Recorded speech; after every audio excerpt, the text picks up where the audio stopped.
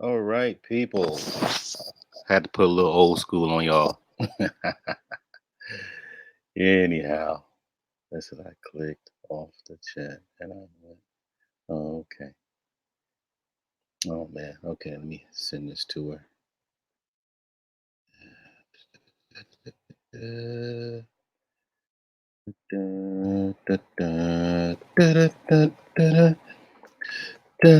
We got some people already here. Appreciate everybody for coming. Hit the likes on the way in. Um, yeah, so we're gonna get down to business. I'm not trying to recruit anybody because I think there's some people in the chat that's on that believe it or not stuff. It's about exploring, right? It's about exploring. So anyhow, I got some books. Let me do the whole camera thing there. Where is it? This is what I said. What should I say? Okay. Let's see. Let me send some messages here. Let me see, because I might have my standby come in if you can't do it. Let's see. I thought. Let me see where it is. I thought you would be part of this channel. Okay. Let me let these fellas up here. Let the Pisces here. Hope everybody else that's supposed to be here show up. What up? What's going on, fams? What up? What up? Yeah. So we're waiting on the rest that'll show up. You guys did your homework, right? You put your information in, so I don't have to do all that for you. Yeah, it is a free. I did the website I went to was cafeastrology.com. You said Afroastrology. I was wondering. Oh, I'm sorry. It's cafe. I'm sorry. Yeah, that It's it's cafe. birth chart or natal chart. Okay. Let me give my BAMs here because I gotta mind my manners here. No problem. BMT, bam, artisan, bam. 7 Project, you're already here, but bam anyway, right? Let's see, we got DJ Mozzie Phil, bam, and we got Maximum Black up in here. Actually, he's Maximum Overdrive 3G, bam. Smitty's already here, bam. Asada Muhammad, we waiting on you, bam. King Wage, we waiting on you, bam. Right, Black First, bam. So we got King Wage back up in here. Actually, he's Maximum Overdrive 3G. Bam! Smitty's already here. Bam! Asada Muhammad, we waiting on you. Bam! King Wage, we waiting on you. Bam! So we got some Black First. We got some feedback. Bam! So we got King Wage, I think that's you. back up in here. Actually, he's Maximum Overdrive 3G. Bam! Smitty's already here. Bam! Asada Muhammad, we waiting on you. Bam! King Wage, we waiting on you. Bam! Do I sound like that? Bam! I sound horrible, man. I'm gonna have to give me a different voice or something. 3G. Bam! Smitty's already here. Bam! Asada Muhammad, we waiting on you. Bam! King Wage. Brother King Wage, you got to get the sound down, brother. Got you. My bad, family. Shit. I did. All right. Yeah, I just had my chart though. Okay. Okay. Anyhow, we're waiting on Asada and Jessica X. Was it? It was a birth chart, right? Yes. Or a natal chart. Okay. Yeah. That's kind of it helps speed things up because if I go through all the stuff over and I mean, you know how it was last time. That took a while.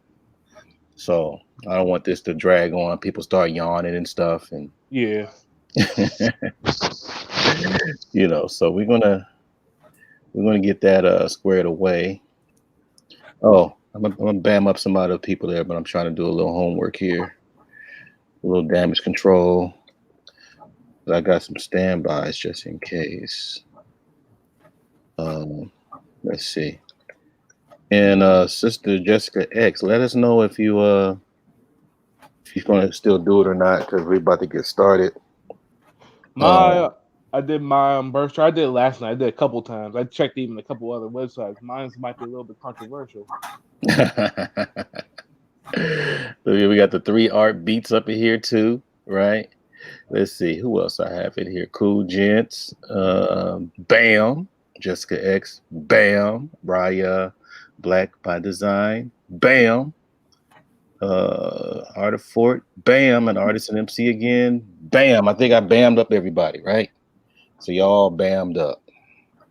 Okay, so I'm just waiting for a little notification so I can send a message to my standbys here. All right, so I'm going to show you my sources here before we get started, so it lets you know that I'm not pulling this out of my butt here. Okay, so this is one of them right here. It's called Astrology, a Cosmic Science. This is a good source. Oh, okay, and then there's another one. It's called Astrology Decoded, right there. That's a good source. We're gonna go deep, y'all. I'm sure we ain't gonna be playing up in here. Let's see.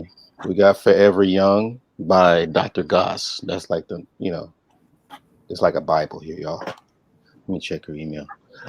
We also have I'm not gonna be like reading everything, but just like bits and pieces of it, just to get you an understanding. Because you know, people think there's one astrology book. You got to have like several. Okay, this one here, the only astrology book. What is it? You'll ever need. I got that idea from what's his name? C. Freeman L. And C. Freeman L. was pretty much one of the Moorish Science Temple guys. He passed away 2009. That was like my mentor on YouTube. Like, you know, after he passed, he had so much jewels of wisdom, right? So, and I got a couple of more to show y'all, and then we're going to get started. Let me invite our last guest here. Okay, so we're about to get started. All right. So before we go, let everybody know who you are, what you do, stuff like that. Because a couple of more references. This one here, Melanin, What Makes People Black by Dr. Layla Africa. Very cheap book that only cost me like $5. And the other one, very important, disregard the symbolism on the book. This one's called Correspondences. Okay, it lets you know every correspondence that belongs to you, and we're going to get into the Pisces part. So that's going to be huge. You got a lot of connection with Pisces. Okay. And I think I let you guys know all my source was, not all of them, but the ones I'm going to be using today. Okay. So let's start with King Wage. So tell us, about yourself and what you do and so on. What's going on, family? My name is King Wage. Man, how can I say this? Well, thank you, Art, for bringing me on, brother. I'm over here printing on some papers out right now. I'm printing out the horoscope thing right now. But what I do is I cook. I cook to live. I don't cook to die in a hurry. So pretty much what I do on my channel is show the family that there's a lot more of a healthier way of how to eat healthy. Eat healthy. Also, I'm an entrepreneur. I love music. What else? Man, I love people. Especially my people, of course. I just have a passion for art as well. I always love art, especially when it's done well in the right fashion. Let's see. I could say I'm a kind-hearted individual, but at the same time, like if you push my buttons to a certain point, then I can be a little bit ruthless. But you know what I'm saying? I try not to, get to that point. But besides that, I'm very business orientated. I have my mind in the right place. I don't have any kids. I'm single. Auditioning. You know what I'm saying? I live in the Silicon Valley, so it's not cheap out here. You know what I'm saying? So I do what I gotta do on a daily basis to get, you know, my essentials and my pretty much my immediate situation all squared away. So you know what I'm saying? I'm a go getter. I do what I gotta do to get mine. So Okay. Brother Seven. Hello, everybody in the chat. This is Seventh here, live from New York, Brooklyn. What I do on my channel, I haven't really gotten into it yet, but it's to show the importance of navigating through your emotions as young Black men. It's especially tailored to Black men, but I hope to touch on some aspects of how that interacts with women. Outside of that, I am very construction based, focusing on energy efficiency. And I am entrepreneurial in that sense that I am in the consulting business. So I'm like a doctor, but for your home and your business. And that's about it. All right, thank you, fam. Now we have Smitty. Hello, peace to the panel. Can y'all hear me? Yes. sir. All right, just making sure. I'm also a young ultra poor Negro. Um, I'm from Pittsburgh, Pennsylvania. Right now I don't have a channel right now. I'm trying to figure out if I do make a channel, what it's going to be. Try to do something different. Um, I would consider myself more of an introvert. Somebody that has an empty cup and always trying to learn new things. Right now, I'm trying to become more of a writer since I always have these crazy stories and ideas that I have dreams about or anything that I think about would be a good idea. I always been told I was creative and I was a good creative writer, just making stories. Right now, I work a lot, as Art may know. Always on the panel, out of breath, as he always said, trying to get to work. But other than that, I'm just doing. It's just an everyday struggle trying to survive every day. But thank you. Thank you. Asada. Let us know what you do, or let us know what you want us to know. Assalamu alaikum. Well, like Islam, sister. Sada. So, alaikum salam. Salaikum salam. Alaikum salam. I don't know what did everybody else submit? I didn't really hear everything. Well, mainly just tell us about yourself, what you want us to know. I mean, YouTube and everything else. Because some people have channels and some people don't. But anyhow, Yeah. we want to put a human feel where with the cyber image, Yeah. so to Okay. speak. Okay. Well, I have a channel, but I don't have any content on it yet. I'm slowly working toward that, but I'm not there yet. Um, married, mother of many, mother of seven. I have seven children, and hmm, I guess that's it, pretty much. Okay. And then we have another guest here named Jessica X. She doesn't have a fist up though, but she's Jessica X. Okay. Tell us about yourself and what do you want us to know? Hi, thank you for having me on. So I am from London, England. I'm 24 years old. I'm February Pisces. I work in project management. I do have a channel, but I don't have content, or I'm not a content creator or anything like that. And yeah, that's about it really. Okay. All right. So now we're going to get down to business. All right. Let me get everybody here squared away. So this is our first, we're going to kick the first Afrostrology with the Pisces. Okay. So, we're going to ask, I'm going to have a little fun first. I'm going to freestyle a little bit.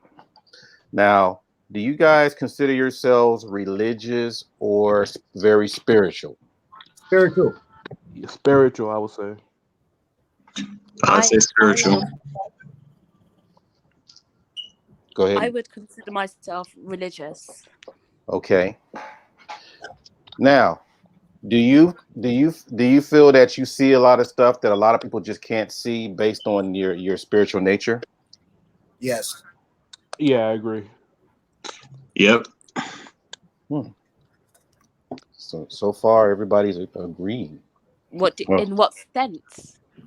What do we like see? there's a lot of things that probably would make sense to you based on something that you see maybe in the future, maybe something that you really can internalize in your mind that's from some other type of realm, but basically the average human really doesn't understand. Is that true for you? Okay. I'd say sometimes people don't quite understand my thoughts and the way that I think. Hmm. So I know that the way that I think might be different to the majority of people. I do see things in a different way. Yeah. Hmm. Okay. Now, now we already understand that Pisces is a mutable sign, right? So according to this book, Astrology, A Cosmic Science, it says that the mutable signs are interested in people and relationships. Is that true for you guys? Yes. Yes. Yep. Yep. I find people interesting. Yeah. Okay. Wow, we got a lot of people here. Shirley too. All right. Now, the other thing that we want to cover too is the symbolism of it, right? The Pisces is supposed to be two fishes. Mhm. Um, also, it's supposed to be going in two different directions. Okay. Now, and then also Pisces is supposed to be a water sign, correct? Right. Yeah. Yeah. Now, do you know Correct. that I'm going to do a little experiment here. According to this book here, the melanin, what makes people black? Melanin. He has a chart here that breaks down. I'm gonna show it to you guys here. It breaks down. I should be more organized. Have this stuff on the screen, huh? It breaks down your body parts, your music note, your colors, and your houses, right? So according to this here, your body part for the Pisces is your feet, circulation, and pineal gland. Third eye. So does that ring a bell? Do you guys have very sensitive feet? I like foot rubs. Really? I like my feet massaged. Yeah. I But then had a I don't like other people's feet. see for me like diabetes running my family, so the foot's always a sensitive area. And circulation, that's also interesting too because they cut off, like my grandfather got his foot cut off, so I always gotta make sure my feet are right. And I have no problem with feet or other people's feet really or anything like that. But yeah, my feet, sometimes my feet would hurt when I in certain situations, like walking a whole bunch sometimes. So it's interesting. And I'm also flat footed. So Wow. Do you Uh, know what? It's weird. Sorry. mhm. It's weird that he brings up the problem with his feet because I had an injury to my foot. I cut my foot open and I couldn't ooh. walk for 2 months on one of my feet. Mm. So maybe in like the health sense, then it could be a sensitive area for me as well. Mhm. Now it's funny that you said you like foot rubs. Do you find that Yes. do you find, like, for example, according to this book, it was saying that if you have a vital organ based on your zodiac, if that organ is stimulated, it can help all kinds of problems. Like, for example, if you have a headache for some reason, if you have a good foot rub, the headache will go away. Oh, Did that ever happen for you? Not necessarily, but I know that I just enjoy a foot rub. For me, it's really relaxing. It makes me feel good. I like it. Okay. We didn't hear from King Wage or Asada. Uh, I don't like people touching my feet. But, Listen, I felt like that until I had a foot rub. Are you guys ticklish in the feet? Really? yeah, I am. So I you am. start getting violent. Okay. Don't touch mm, my foot. I I, don't want to laugh. I could say that my feet aren't mangled. I can tell you that. I take care of myself. My feet's pretty good, decent to look at, I would say. Okay. Yeah, I mean, see, like I guess like you can say, depending on the climate. Like I don't sleep with socks on. I sleep barefooted for some reason. I just can't I sleep do with too. socks.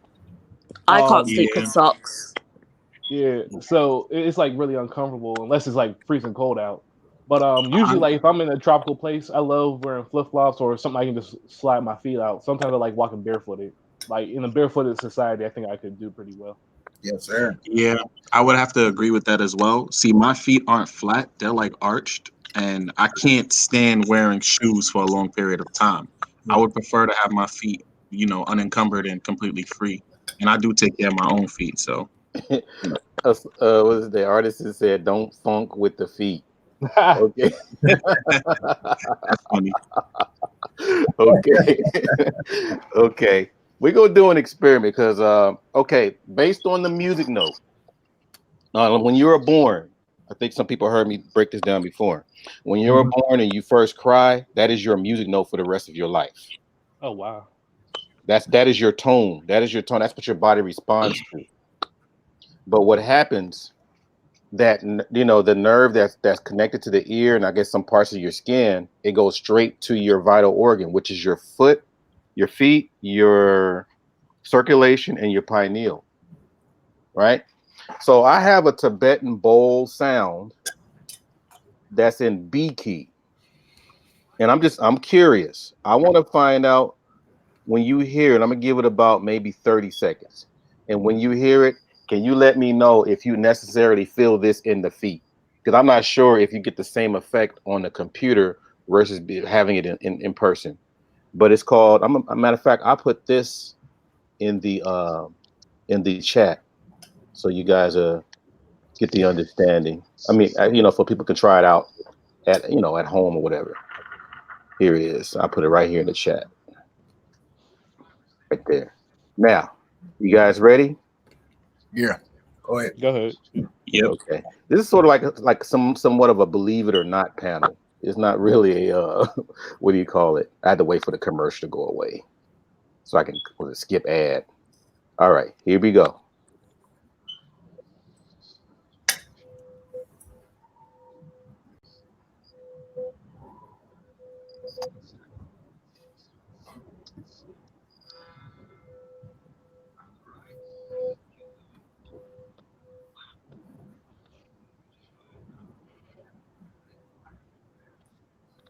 Okay. So comments. What happened? Anybody? What did you feel? Where did you feel that? Did you feel that sound travel anywhere in the body? Could you do that again? Because I didn't feel nothing. Okay, let me do it one more Yeah, time. I'm about Because to I have a listen to feeling my that phone. it might not be an effect on the computers. Okay, here we go.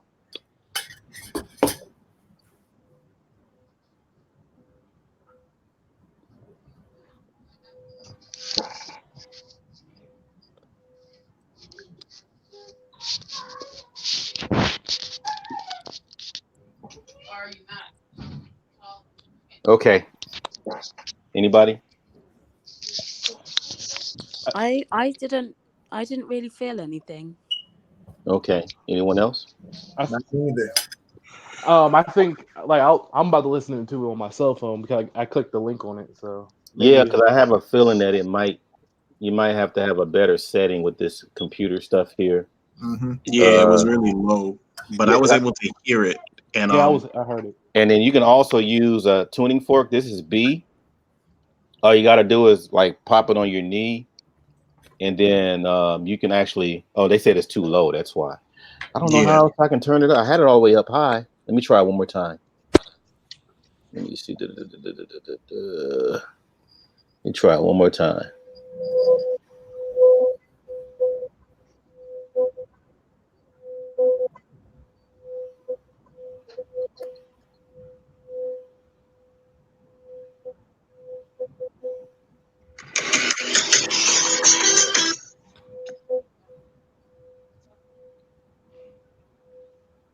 Wow, I felt that in the back of my neck. Okay. Hmm. I felt something there. I felt something a little bit. Yep.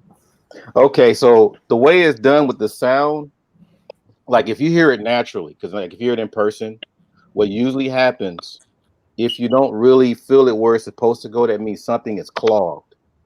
And what's blocking it, it could be something physically or emotionally.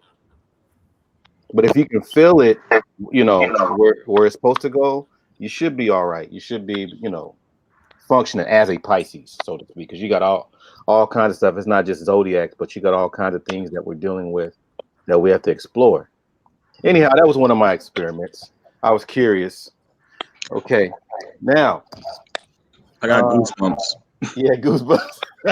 Yeah, like literally, my feet started to feel cold, and then Mhm. they got really hot, and I could literally feel the blood circulating through the rest of my body. Oh, okay. So it got you. And then I got the goosebumps right after. So that means my brain is responding. Okay, we got Silks there. She said she felt some sensation as well. So, Do you so, know what? uh-huh.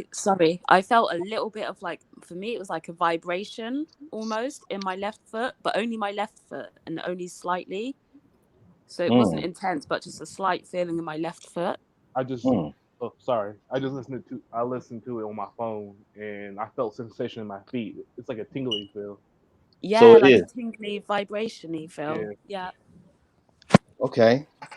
So there you go. So that's one of my check marks on my experiment. So you guys pretty much know. So also, if you think about music, some people say that's my favorite part of my song. That's the favorite part of the song. Man, turn it up. That's my favorite part. Mm-hmm. It's not just words. People don't understand that usually their favorite part is that music note. They hear that music note the most. Mhm. So keep that in mind. If you got some kind of sickness or whatever going on, you might want to start getting into your note or your tone. Does that make sense? Yes. Yeah. Definitely. Okay. So now we're gonna slide into. We should get into the chart, but okay. We're going to get into the whole thing about the Jesus part and the Pisces, the connection The between. Jesus narrative. Yeah, with the Pisces. For All sure. right now. For Okay. sure, man, man. All right. Even man, if you hit up the Vatican, they reveal too much of the Vatican. But the you got to remember, like, let's go with the signs again, or the symbols. We got the fishes, water, and feet. That's pretty much Jesus, right? So you're looking at walk on water. He calmed the water and said, "Peace, be still." He multiplied the fish, fed a multitude. He had his feet washed by Mary Magdalene at a well. I mean, it can go on. Jesus wept, turned water into wine. You see that? You see what's going on with that? Is Yeah. that a coincidence? Anybody? No. Was that intentional? Uh Did it sound intentional? I'm sorry, because we don't have our stuff in front of us on that one. it does. I guess if you're just looking at it from a surface level, it doesn't sound intentional. You're not really thinking about it. But if you really, excuse me, sorry. If you really look at it, his manipulation of water usually, or things with the feet was amazing. Or liquids, period, because he spit in dirt and healed a blind man. So something with liquids, he always was doing something. And he never, he was always moving, right? He was always Yeah, going yeah, places. he was a nomad basically. He had a Very traveling congregation. right. Okay. Just something to put out there. Remember, because this is y'all time. This is Pisces time. All right. So now we're gonna go into our charts a little bit. So we're gonna have fun with that. God, we're gonna have fun with that. Before you Oh, do, I uh, wanted to say that I resonate with the nomadic spirit because in my life I've moved around a lot, and walking is one of my favorite pastimes. I love to explore.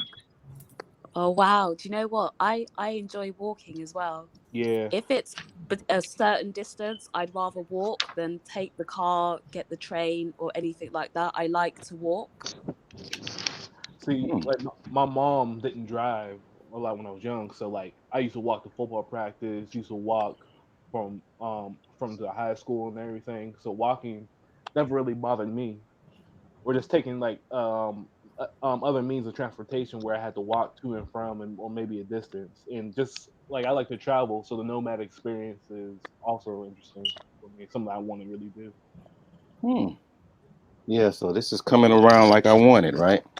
So I forgot to go in for the Forever Young, but Dr. Goss, it goes into the actual mineral that you're supposed to be taking. You're supposed to take phosphate of iron, phosphate of iron. All right. Oh wow. That That- makes sense because I have low iron, so sometimes I need to take like iron supplements. Okay. So See, that's interesting that they say that. it Quick says. question. Oh, go ahead. I'm sorry. Quick question. Who was your mentor? I'm sorry, mentor from the Moorish Science Temple again? Well, he's not. It was like I would say my YouTube Yeah, mentor. well, your He YouTube passed away. mentor, His name is C. Freeman L. C. Freeman L. Yeah, because I told you my grandfather was in the Moorish Science Temple. That dude was heavy. He didn't really talk about Moore Science Temple that much. He Okay. went into some other stuff like we're talking about. He got way deep. Yeah, they're not allowed to really talk about. Yeah, Um, he so the stuff that we're talking about, I mean, he really gave you a lot, and he had receipts. So that's what inspired me. So it says the lack of this mineral will produce a chemical imbalance in the body and cause coughs, colds, chills, fever, pneumonia, and various glandular ulcerations. Complaints from the lack of this mineral are gout, boils, ulcers, abscesses, corns, bunions, enlarged feet, lameness, and colds. Did that ring a bell? Mm, yeah, a little bit. does this go for the for males and females? I believe so. It just says Pisces. It just gave me Pisces. It doesn't give me it doesn't break down the sexes. Oh wow. Okay.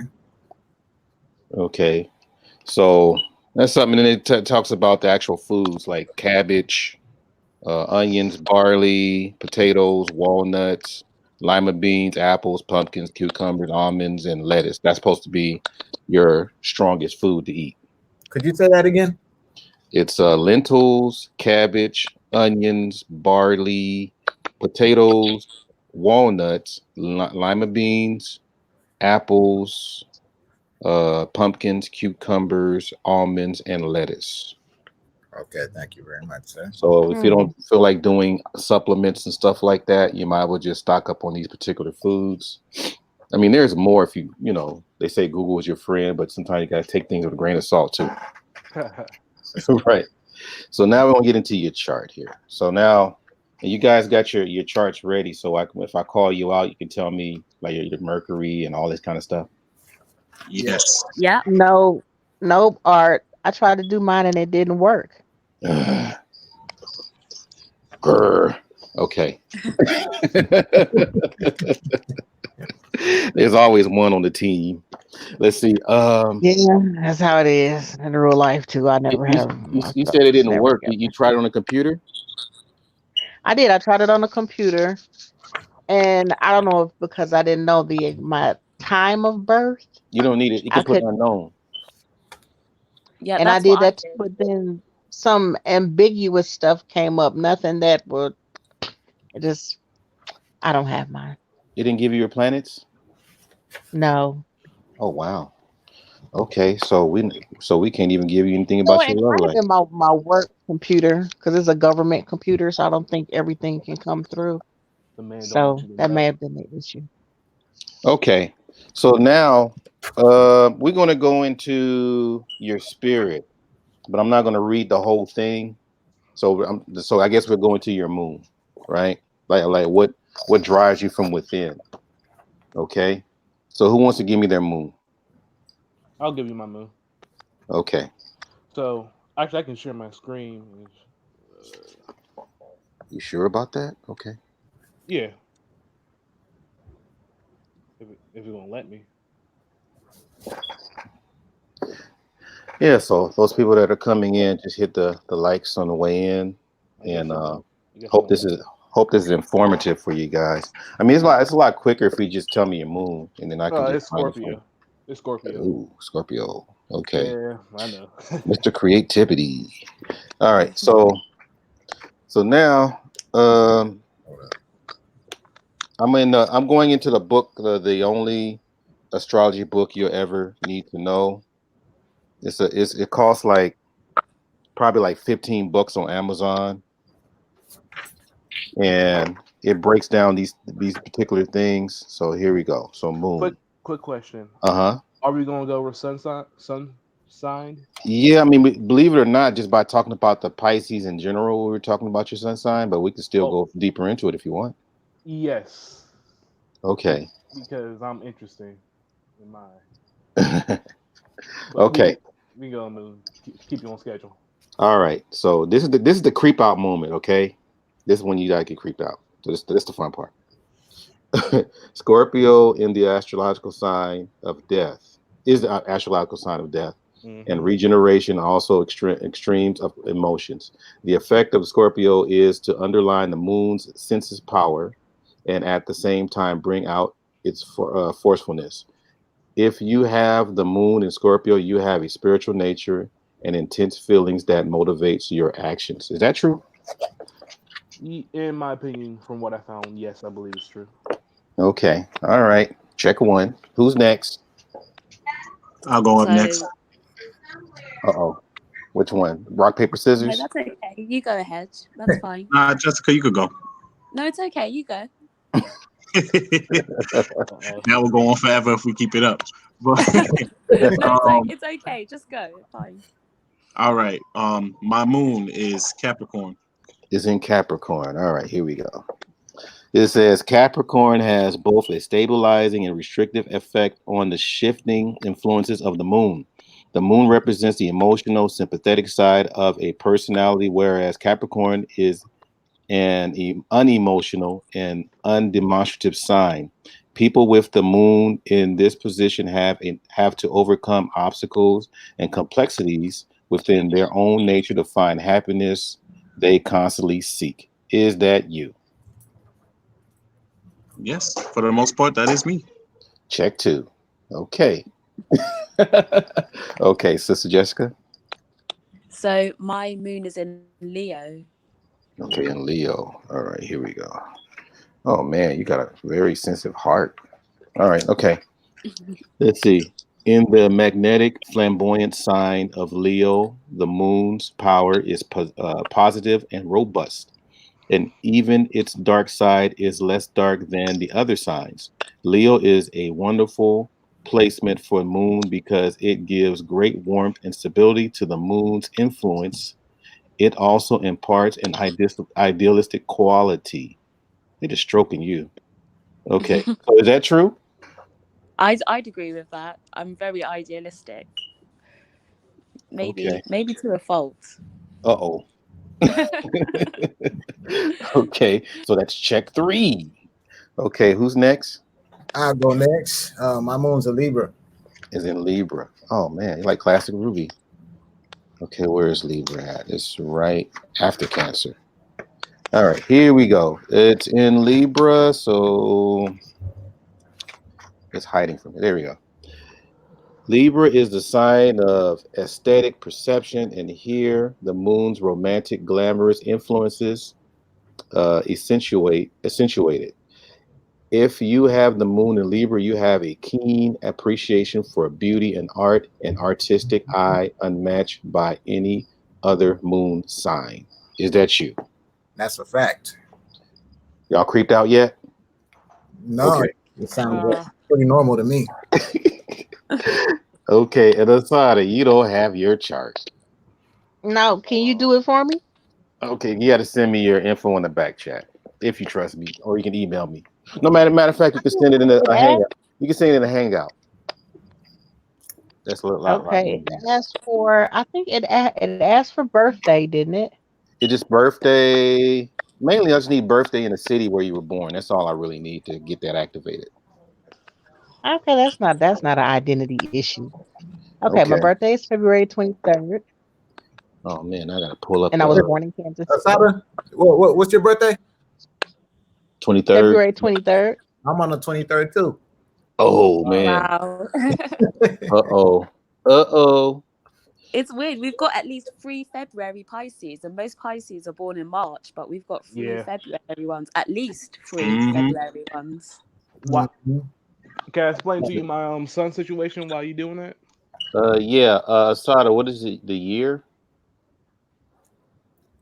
Oh, y'all got another year too? I'm just kidding. That's I was born in why I say 71. you gotta send my stuff in that send it a hangout because you don't want to be putting all I that don't out there. care. 71.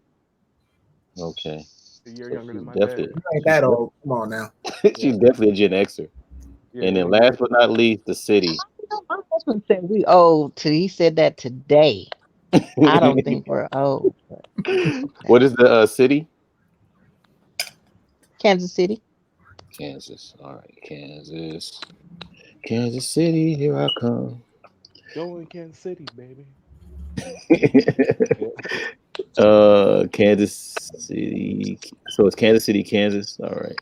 So we're gonna get your moon in here. All right, here we go. Here we go. So we got oh, okay. Your same as mine. All right, Aquarius. Your moon is in Aquarius. All right, so it says Aquarius is the most favorable sign for the moon to be in. For here, the moon's influence confers admirable qualities of sensitivity and perception.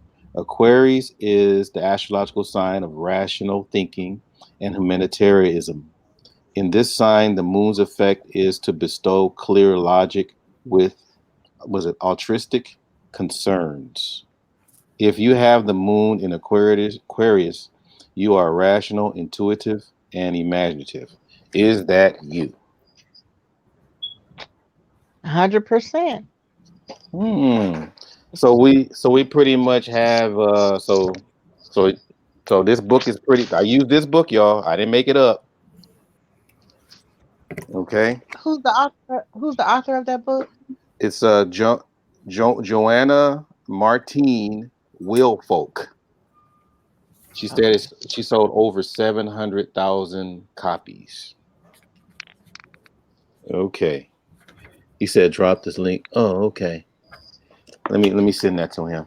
Um so now so you want to go more into the sun sign Yes, yes. okay.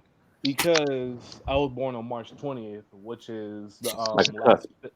last day of Pisces. So my sun sign shows up as Aries. Oh, Because really? yeah. Now I was talking to BGS. He said it depends. He said most of your signs are on the Pisces side. I forgot what he said, but when it comes up on like all my charts, because I was born late at night, and I'm on the 0 degree. I think somebody said so. It shows up as Aries, but I don't really have that much Aries traits though. So I found that interesting. I never really went too much into cusp, Yeah. so I don't want to like give you the wrong information. But for the most part, I think it's probably more responsibility for you that you have to study both to really see how you are as a person. Yeah, that's why I kind of figured too.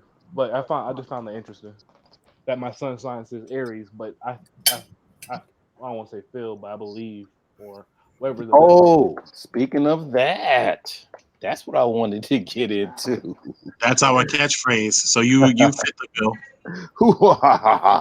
No. Um, I'm glad you touched on that, sir, Yeah. because it says now I'm going into the astrological a science, cosmic science. It says ruled by Neptune. So Neptune and Jupiter is your planet, Mm, right? Mutable water sign. It's a feminine sign. yep. Okay.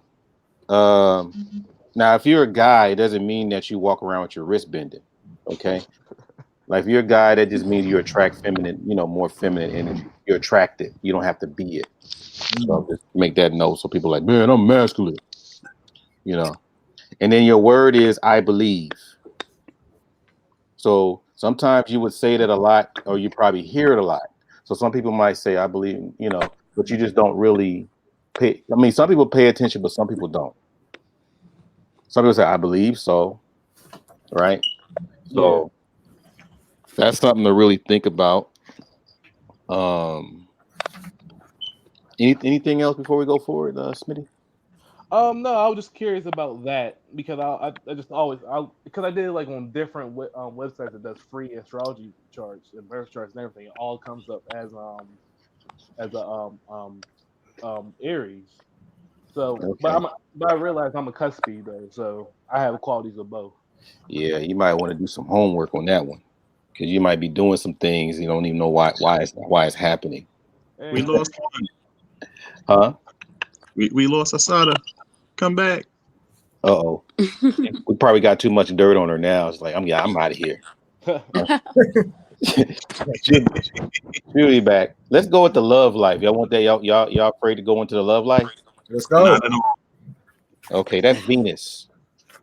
All right. So who wants to give me their planet on the Venus? I mean their sign under Venus. I'll I'll go go first. first. All right, Okay. go ahead. Go King Go first, brother. All right.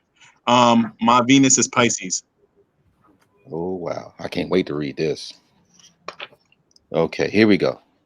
Remember, I'm only reading pieces of it, so we won't be here like 5 hours. Mm-hmm. So Right. it says, a Venus Piscean, you are inclined to have tender emotions and deep capacity for devotion. I kind of said that. In love, you are gentle, kind hearted, extremely sensitive, and fickle. It is not that you mean to be inconstant.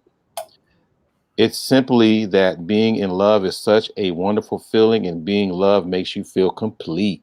Is that you, sir? I could agree with that to some degree. Okay. Um, let's see who's next. I can go next. Okay, All right. So my Venus is Aquarius. Aquarius. All right, so here we go. that's mine too. Oh, so cool. I like it when it's the same. All right. All right. Venus in Aquarius promotes a kind of loving nature. You are helpful, charitable, and giving, but you are not an emotional person. You have an intellectually detached attitude towards love. Really? To you, personal freedom is most important, and any relationship must leave you free to explore varied interests and hobbies, meet new people, and enjoy a wide range of friends. Is that you guys? Woo! Right on point. Yeah, yeah. So like, Hey, yeah, the detached is interesting, but I do love having meeting like a wide range of people and having like different kind of friends and everything. But yeah, that love. yeah, I enjoy my freedom in a relationship. So, man, that speaks volumes right there. I'm just waiting for somebody to tell me when this stuff is wrong. I'm just waiting on this. Okay. The Uh, detached is actually kind of interesting though. I've been told that sometimes. really? Yeah, Okay. which is Man. weird though, with the moon being deep emotions. And it's funny how people comment on us, but sometimes they're not just commenting on who we are, they're commenting on our different aspects of our planets, which is Hmm. weird, Yeah. you know? Anyway, who's next? So my Venus sign is Aries. Oh, Lord have mercy. You're gonna love me or else. No, I'm joking. Oh, damn. Man, you probably even have a hard grip on holding hands. Don't let go. Okay. All right, I'm gonna read it. Here we go. This position of Venus gives a responsive and impulsive love nature. No kidding. You are the kind of person who falls in love at first sight and never thinks once before following the dictates of your heart. You are strongly sensual and feel at your most complete when you are emotionally involved with someone. Physical appearances is what first attract you, but to sustain a love affair, you must also find mental compatibility. Is that you? Do you know what? I wouldn't say the love at first sight thing is me, but I would say that the rest is true. So physical appearance usually draws me in, but it wouldn't be enough to make me like someone. I have to have a mental connection there. Okay, so that'll go into Mercury. Okay. Asada, I guess I got to do yours for you, huh? Yeah. Where'd it Sorry. go? Sorry, Art. That's okay. That's all right. Let's see. Let me go forward with it. Hey, it's tripping. Let me. It's Come on, computer. All right. Ah, What is is this it? what's King Wade eating? Huh? Oh, I was she wants asking to know what King he's eating. Wade. Oh, Yeah, what Okay. am I eating? yeah. Oh, berries and bananas. Oh, cool. Oh, he's eating Michael Some Jackson food. Okay. avocados. And Yeah, I I'm see the Healthy. He's eating Michael Jackson food. Should I get some berries? Put me to shame. I had a gyro. Okay. So let's go on to the next one. I say Asada is Capricorn. Oh man, that's an interesting one. So her Venus is in Capricorn. Secret lovers. All right. So now we got Venus, Capricorn are as careful and cautious about love as about anything else. You may sometimes be thought of as a cold, calculating because you believe in the dictate. Let me see what it says. It's just as easy to fall in love with someone rich as with someone poor. In fact, this was probably said originally by a Venus Capricorn. However, it is far from telling the whole story. When in love, you are loyal, faithful, and dependable. Is that you? Yeah, that's me. Man, we never know these people on YouTube, huh? That's deep. That's me. wow. And it just shows how even though we're all Pisces, we're all similar, but we're also different at the Yeah. same time because of all these other aspects. Mm-hmm. yep. Okay. Hmm.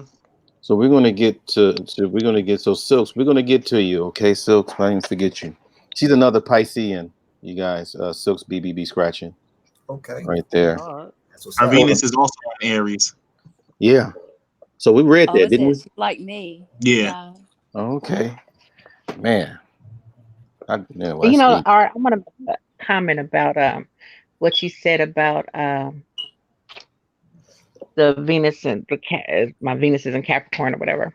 Mm-hmm. When you said that it's easy, it's just as easy to love somebody rich or poor as it is to love a rich person. I Mm-hmm. know in my family there's a we were kind of upper middle class. And so it was kind of unheard of to date somebody, who lower economic class. Mm-hmm. So when I was courting my husband, he didn't come from a upper middle class. So in my family, everybody was like shocked, like, you can't do that, you can't do that. And suffered some serious backlash from it. Mm. Because I know when we got married at 19, we didn't have nothing. We was struggling. Yeah, straight And Blue then had Lagoon. kids. I didn't work when the kids were younger, so we had a total of 7 kids, and now he was the only one working. So we did. Wow, yeah, it was bare minimum. And my mother hated that. I mean, she tried to do a lot of different things to, make me go a separate way, Mm-hmm. and we still together like 29 years later. I mean, of course, we're much better off financially now, but Beautiful. I did not care about that brother's finances, So your Venus kicked not in, at huh? all. That It, Venus. Yeah, I'm yeah, over it here did. clapping too. Blessings, Yeah, you Blessings. used it. You used it. Okay. Congratulations. Okay. Now we're gonna find out how you fight. We want to fight your fighting Uh-oh. nature. Your Mars. I gotta hear this one. I mean, if My you Mars, okay, let's go. sorry, Let's go, Sister Jessica. my Mars is in Gemini. Oh Oh. wow. So you just Uh-oh. man, you be fighting unwisely there. Okay. She be in them streets for real, for real. Now let's break down the understanding of Gemini. Remember, in order for a Gemini to really understand things, you got to see both sides of things. They got to see the positive and negative. They got to see the feminine and masculine, or they got to see the physical and the spiritual. But the Mhm. problem with the Gemini on one aspect is if you only show them on one side, and if they make a decision based on one side, it can be chaotic. That's why I was laughing when it went to, if you're being shown something from one side on your Mars, you might be fighting for nothing. Because my wife has her Mars is in Gemini. So when she be on that stuff, I kind of know why. So I just kind of like, okay, your Mars is Gemini. And I just back away. Be a false alarm, but she go full throttle, huh? Yeah, because I'm just waiting for the wind to go by so I can show her the other side that she didn't see. She starts speaking in Portuguese. That's how I know she's mad. Oh yeah, even when she's mad in Portuguese, it's still good to listen to, right? I'm like, that's cute. Keep going. That's cute. Okay, so what is your say Mars and Gemini, right? Yeah.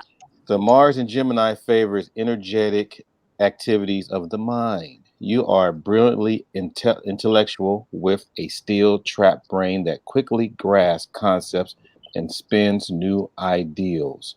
You are incisive and practical and arrive at conclusions in a flash. The problem is that you lack force of will. You hesitate, vacillate, and think of yet another delay. Okay, I gotta read this part. It matters of sex. You experience desire in the mind before it becomes a reality. Is that true? I'd agree with that. Wow. I'd agree. Are you guys creeped out yet? Not It's really. Yeah, not really. Because I kind of wanted to get some people on here that don't really, care about astrology, but it's all good because that's the fun part. Like, man, I'm never going into nothing. Wait a minute, I didn't know about that. Dude, it's in the book. It's pretty. It's generic. Okay, But who's next? Art, like Huh? the spiritual people, it seems like a spiritual person would understand this. So I don't think we would be freaked out by any of it actually. Yeah. Oh, okay, as Pisces, yeah, probably not. okay. So I might have to go for who would be. They'd probably be more of an Earth sign person, maybe, and be more I'll go. freaked out. Or even air signs, because they're so logical that this spirituality and these things wouldn't make as much sense to them. So it'd be like Dr. Spock. What Yeah. is A what is the logical spirit you're captain. talking about? I don't. What spirit? What do you mean spirit? The Vulcan death grip. No. I don't know this. I don't feel. I mean, Holy Ghost. What is Holy Ghost? I don't understand. Well, Spock was half human, so he has some of it. Yeah, I think they showed one when he cried. I think. Yeah. Um. I'll All go right. next. Okay. What is your Mars? In Leo. Okay. Oh, mine too. We got a connection on this panel. Yeah. Yeah, mine is in Leo as well. All right. Okay. It says in Leo, Mars fire is accentuated. Mm. With this Mars position in your chart, you are never ordinary. You make grand plans and possess the force and drive to put them into action. No one else can grab the attention and affection of others the way you can. You also have a dramatic sex drive. Hot blooded and impulsive, you are successful in sex relationships because of your was it Di- dynamism. yeah, I remember you did this one. I can't even Search say it, that word. man. Yeah, he's Dynamism, yeah, dynamism. dynamism, Okay, there dynamism. we go, dynamism. All right. So is that true? Uh, I do make grand plans. Like I'll plan stuff out and everything. I, I don't even want to come on a sex drive or anything. I want to see that one alone. Uh-oh, the most Um, interesting man in the world. not yet, not yet. I'm growing into that, but yeah, it do sound really. I'll say I am impulsive when it 'cause sometimes when it comes to somebody I'm attracted to sexually. I'll say that. Mm. I think I'll leave that one alone. I'll leave that one. Well, if you're dating, you better hide this live, man. Better hide this video. Okay. Next person. Pisces. Yours is in Pisces. Yes, sir. Ooh, Oh, here we go. I'm curious. Same round. Here we go. Yours King too? Wave. Same one? Yeah, Mars. Mars is Pisces. Oh, wow. Okay. Here we go. Pisces is an emotional sign, and your strength with Mars in Pisces is your power to stir feelings and grab the emotions. If you have this Mars position, you may be noted for your compelling imagination. Many artists, writers, and authors have Mars in Pisces. Enormously receptive to your environment, you store impressions in your subconscious and then produce them at the opportune time. You shoulder the responsibilities of others without complaints. Intensity of feelings is evident in your sexuality. You are sensuous, have deep passions, and display a high level of fervor. Is that you guys? Yes. I agree. Man, no nose yet. Okay. And then Asada, let me do yours here. Her Mars is in Sagittarius. Okay, she picks her fights. Where she picks them out. All right. So let's see. Here we go. The Sagittarius, that would be here. So in Sagittarius, the power of Mars exhibits itself in brilliant flashes. It promotes courage, independence, and daring. Uh, Dashing and exciting of your actions may be, you are easily distracted. Your attention becomes riveted to a new plan, and your meteoric, what's it? Meteoric, meteoric. Mediocre. No, I didn't even say that. Meteoric, meteor. Oh my God, I'm just saying meteoric enthusiasm turns in that direction. This does not mean you do not accomplish anything, for you can produce remarkable results in a short time. Passionate and sensual, you may have numerous affairs because of your open, exploratory nature. You look on emotional commitments as a form of personal restrictions. Hmm. You might have to hide this video too.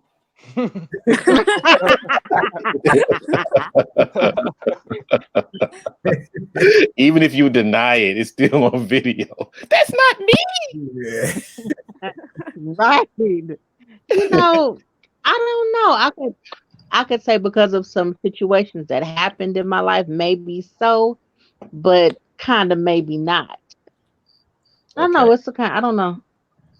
That Okay. one's a toss up. Yeah. Hey, all right. So what combination was the one that you said was the horniest one you said last night? It's Venus in Scorpio. Yeah. I'm not sure if it'll definitely going deep in over here. But I can't wait to get one. I think if someone has that, they probably won't. They probably don't need to be on the panel unless they looking. Didn't someone here say they had Venus in Scorpio? What'd you say? Didn't someone say they had Venus in Scorpio? Or was it something else in Scorpio? Or was it Moon in Scorpio? That was me. Yeah, I had Moon and Scorpio.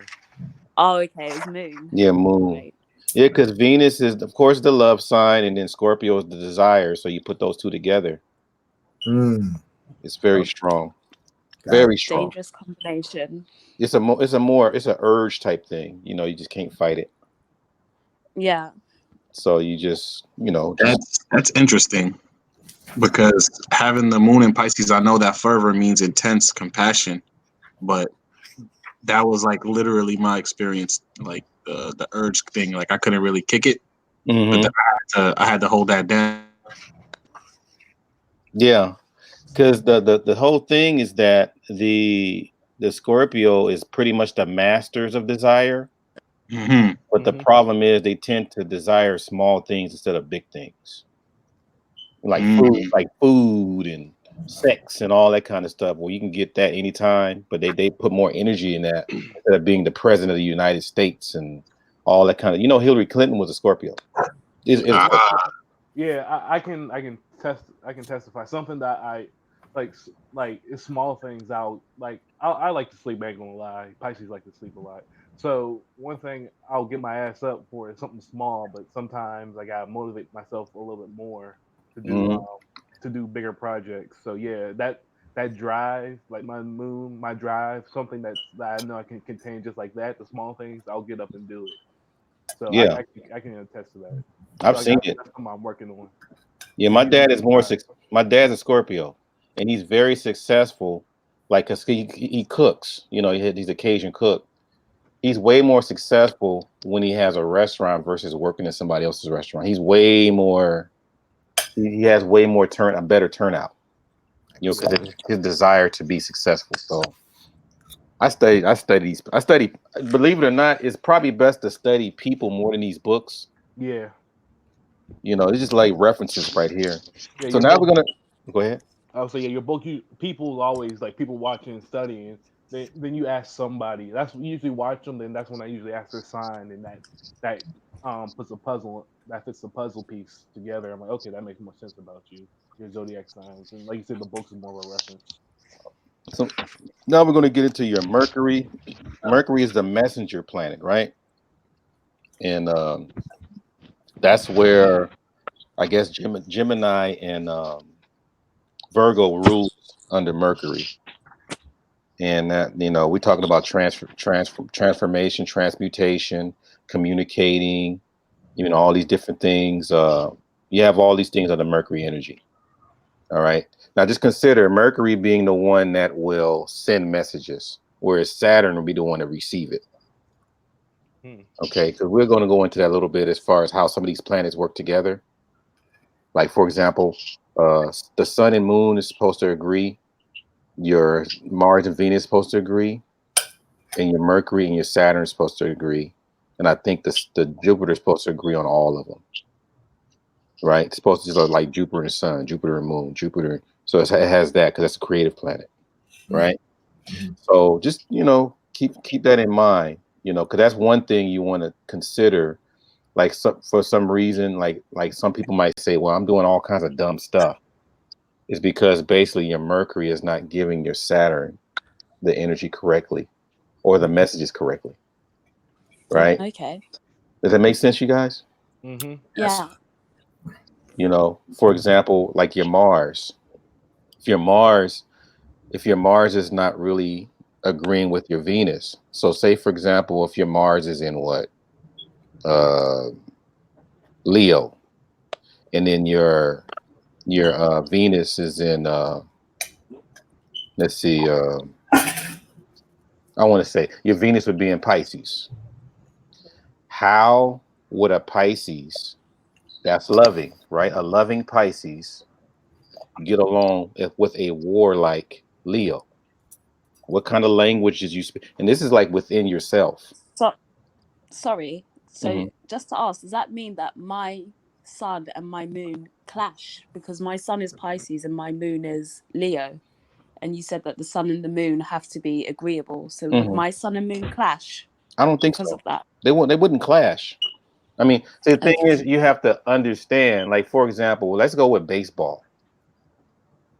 If you got a pitcher and you got a hitter, or you have a pitcher and you have a catcher, Or cricket in Jessica's case. right? So that person that's either catching the ball, is he best at catching it over the head? Is he catching it in the chest? Is he best catching it below on the ground? As a pitcher, you got to figure out how to throw that ball. So throwing that ball is throwing a message, right? Or Okay. throwing some kind of energy. So you got to remember, sun and moon. The sun is father, and moon is mother. Yeah. Okay, I get that. So if they're able to if mom and dad get along from their different, because even though father and mother is together, but they're still opposites. Mhm. You know, one is man, one is woman. Hmm. So what can daddy do to make sure mom is cool and vice versa?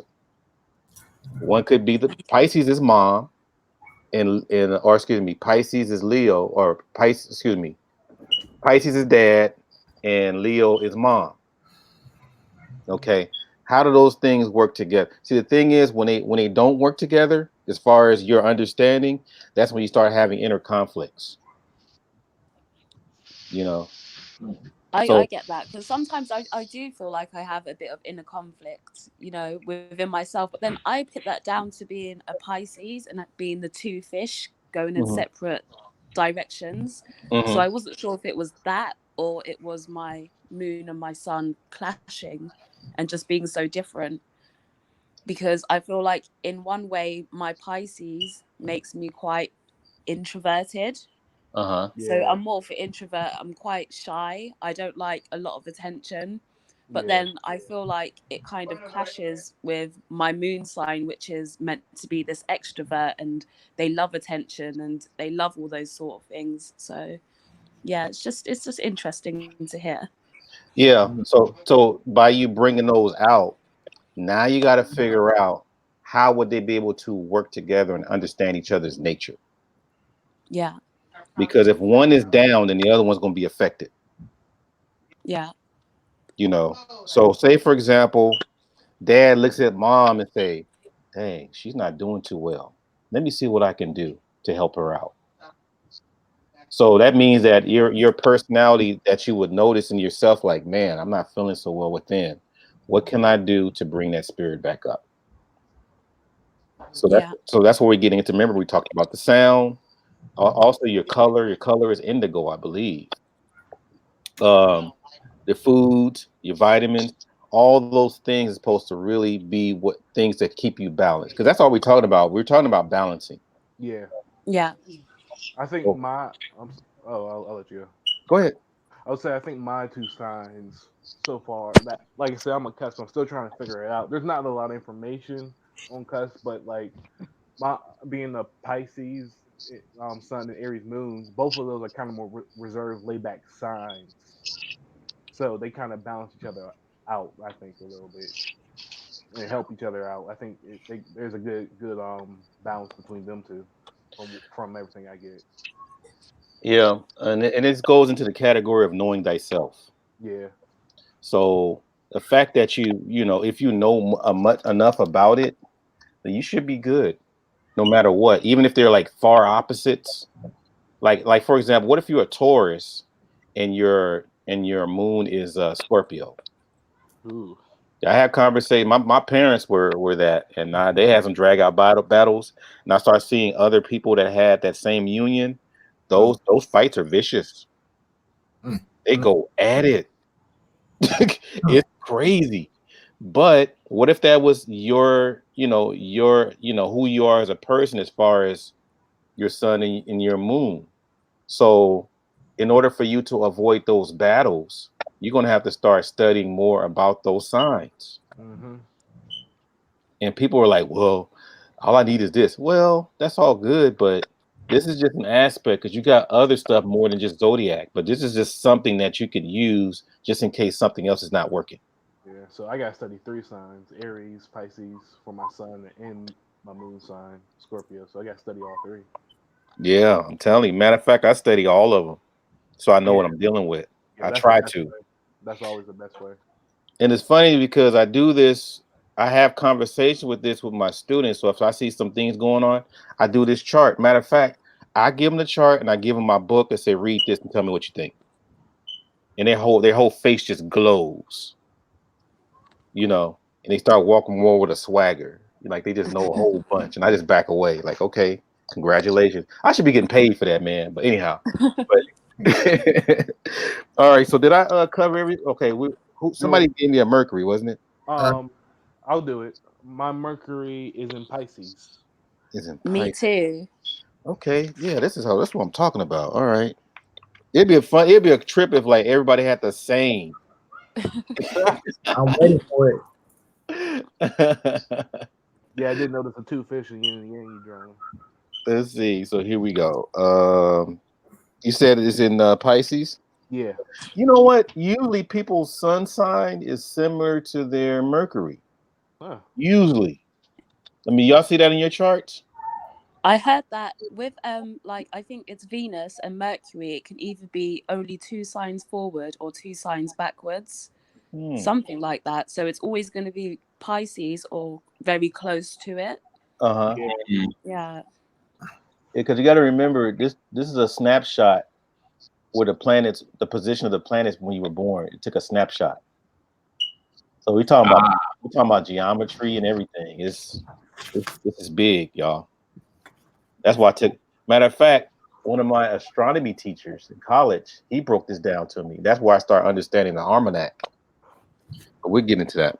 So the Pisces, the moon in Pisces. Pisces is the sign of the psychic revelation, and Mercury is the sign gives you a subtle and intuitive mind. Yeah. There is an intriguing air of mystery about the way you think. You don't logically arrive at conclusions. You seem to get flashes of knowledge or sudden feelings that are not based on previous facts or circumstances. Is that you? Oh yeah. Yeah.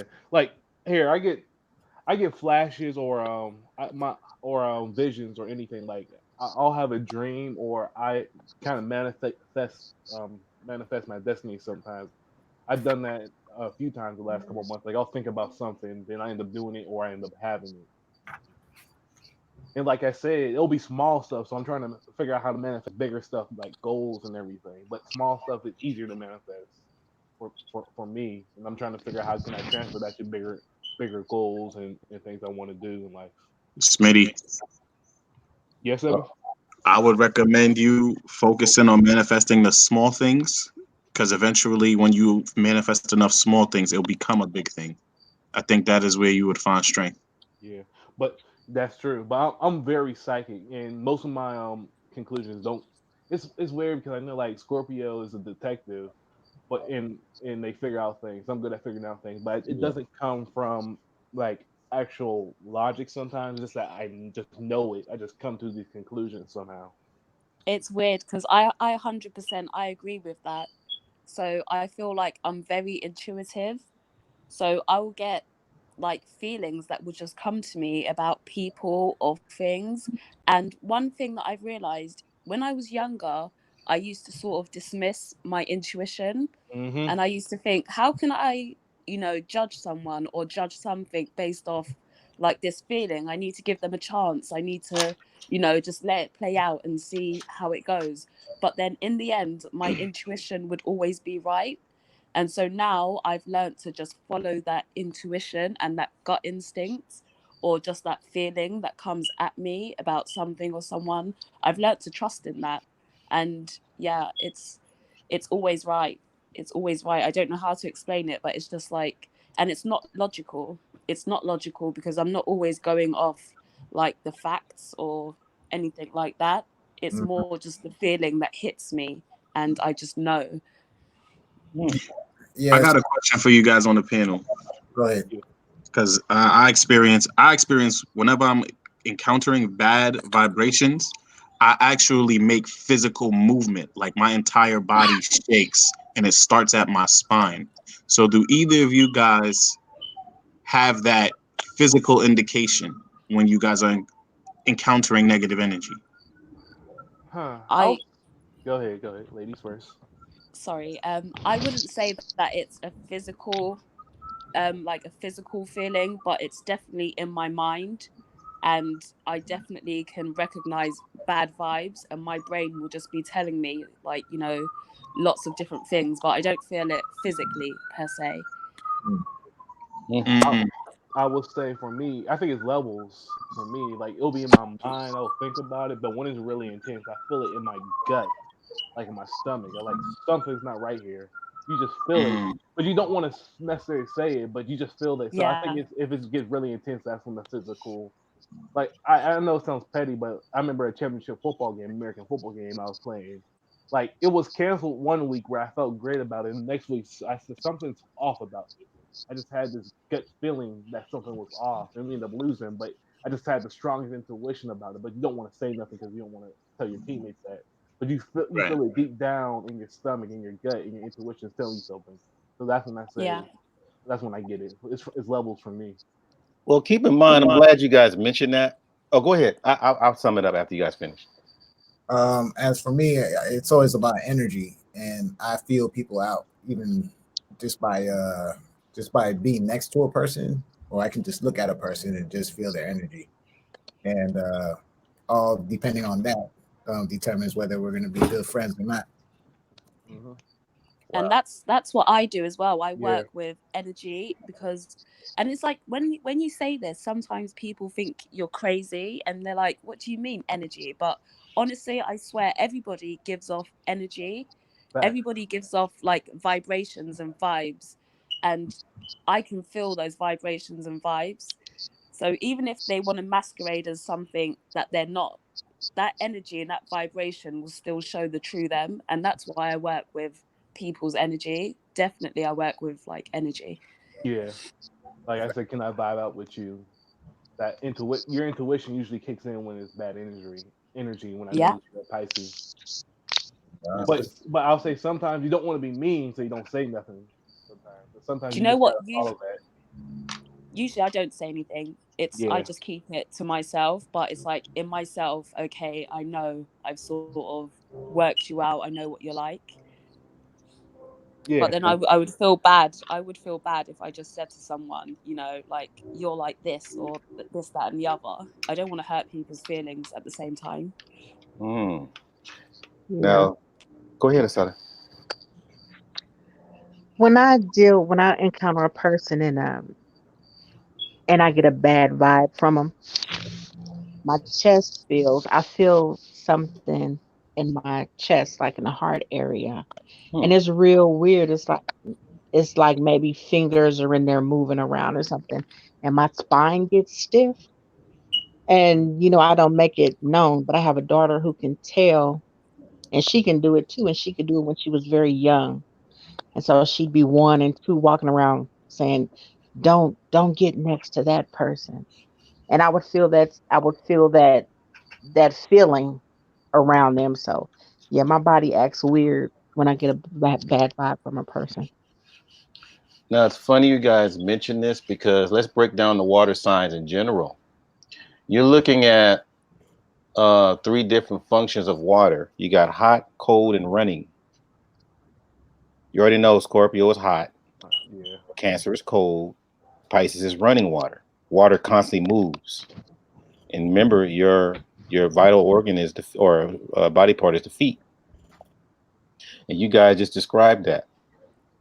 Whereas when things are, like, because that's their protection. The protection of the Cancer is to take all the emotion in the room, take up all the space, right? Whereas the Scorpio is the sting. When things are going crazy, they sting you there, they cuss you out, beat you up, whatever it is. Whereas Pisces, they up out of there. yeah. If I ain't feeling the vibes, I'm gone, right? So Hmm. just to get a confirmation though, as far as the relationships in general, are you guys, like, please be honest. If the relationship is just not going well, are you like quick to get up out of there? Yeah, like Without a like doubt, yeah, it's just like out, no explanation or nothing. You'd be like, "Oh, The I bed thought is it empty. was good."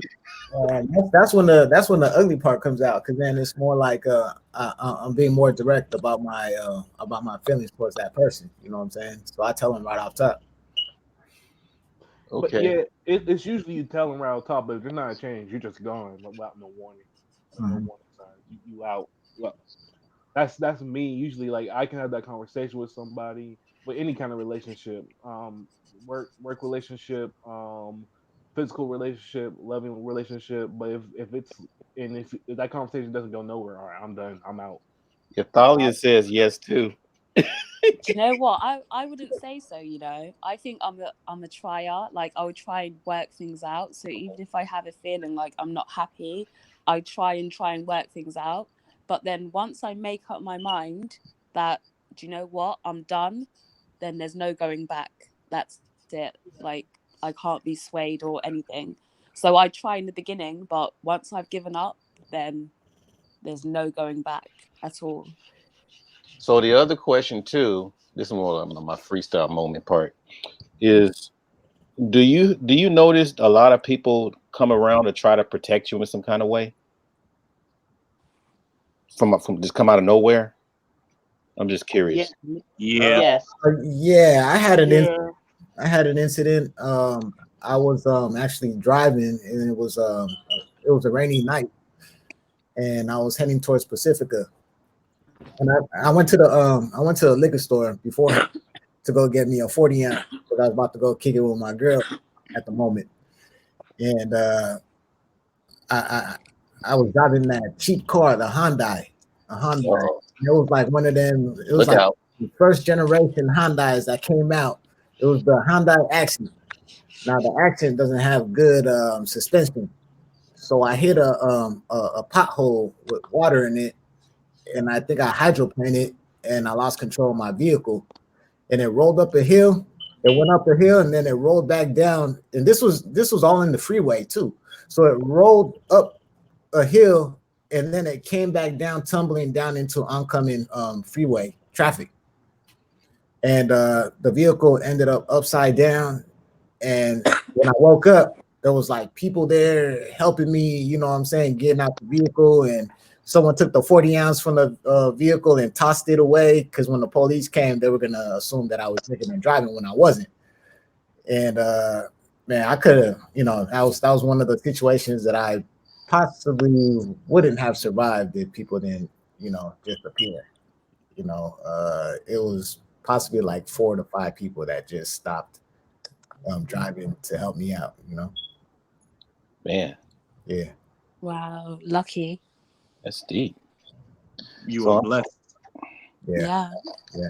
so before we get back into the Mercury, I want to get a little bit of the correspondence a little bit. Now, this is the fun part for one of them. It goes into now. I flashed a date up there that said February 20th or 21st, but it varies because some places have February 19th when Pisces start. So it says February 19th to 20th on some parts too. So that's kind of crazy on that one. Plus we got leap year. Mm-hmm.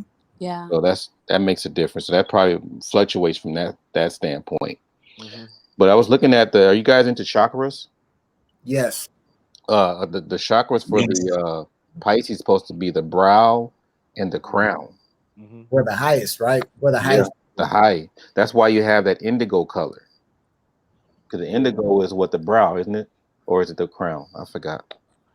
Uh, Isn't the brow Brow, like the pineal? the pineal.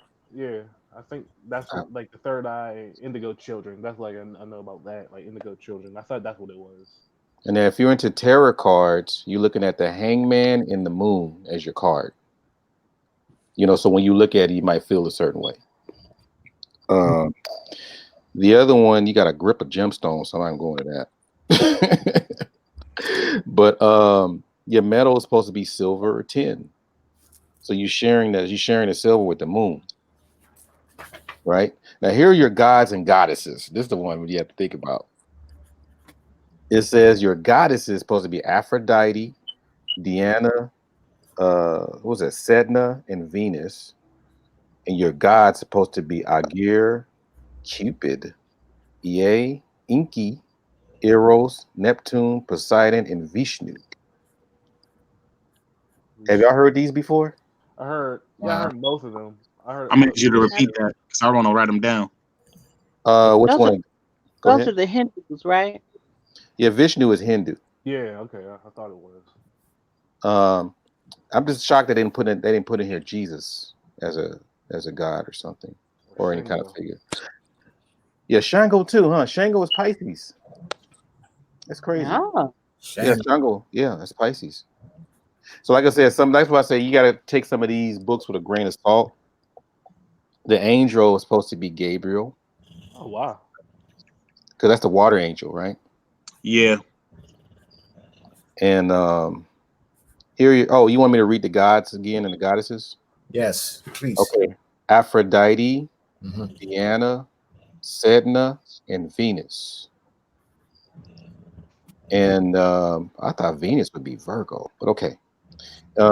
Then you have Aegir, that's Aegir, Cupid, Ea, which is Ea, Inky, Eros, Neptune, Poseidon, and Vishnu. Right, so that's your stuff, and this what I'm reading is a correspondence. Like everything has some kind of connection to something else, right? So also your day is Thursday. Thursday. Yep, your day is Thursday, and you share with Sagittarius. Okay. That makes sense. My fiance is a Sagittarius. Oh, there you go. There you go. So y'all match made in you know where. All right. So your herb is supposed to be catnip, What? gardenia, heliotrope, honeysuckle, hyacinth, jasmine, lavender, lily, lovage, rue, and sage. Now Oh wow. The y'all know catnip the Uh, should y'all know the be story behind rue, right? no. It I kind of haven't. it probably give you a little bit of high effect, like you a little high if you take enough of it. uh, So say that again. Sorry. RUE. They read up on it. RUE, rue. It's a Rue. Okay. Okay. Okay. you put it under. Some people put it under their tongue and just sit there and just meditate or just think. So you get a lot of the Arab stores. They sell that stuff. Catnip, gardenia, heliotrope, honeysuckle, hyacinth, jasmine, lavender, lily, lovage, rue, and sage. And that's supposed to be, you can smell it. You can have it as an oil, essential oil. I'm not sure about taking some of this stuff as far as eating. I'm not sure. I never heard about eating jasmine. Oh, you have jasmine tea though. Yeah, jasmine tea. Yeah. The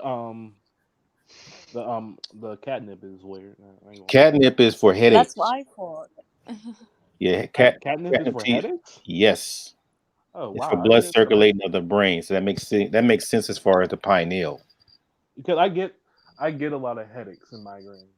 Yeah, so these things, right? I guess it's probably just good for a tea. I think I just mentioned hyacinth. I have that oil, and honeysuckle. I have that oil, and heliotrope. I have these oils. Um, and then it says your plant would be aloe, anise, clove, nutmeg, orris root, reed, sandalwood, star anise, and water lily. Oh wow. That sandalwood hits me right on the nail because I take a shower with this body wash that has sandalwood in it, Uh huh. and I love the smell. So, I man, Yeah. have all right, I have the olive. I use a lot of olive, like for if I got scars or anything, get rid of okay. the scars. All right, See, so here it goes. It says issues, intentions, and powers. Here we go. It has a lot in there.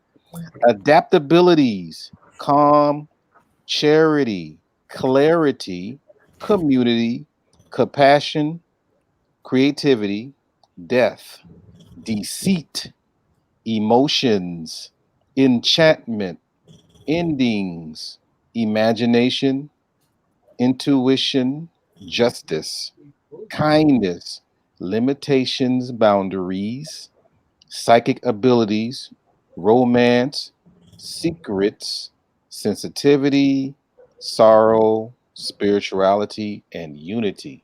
Which ones are your powers? Which ones are your intentions? And which one is your issue? Imagine imagination is the power for sure. And intuition, I'd say, is a Yeah. power. Mm, okay. Boundaries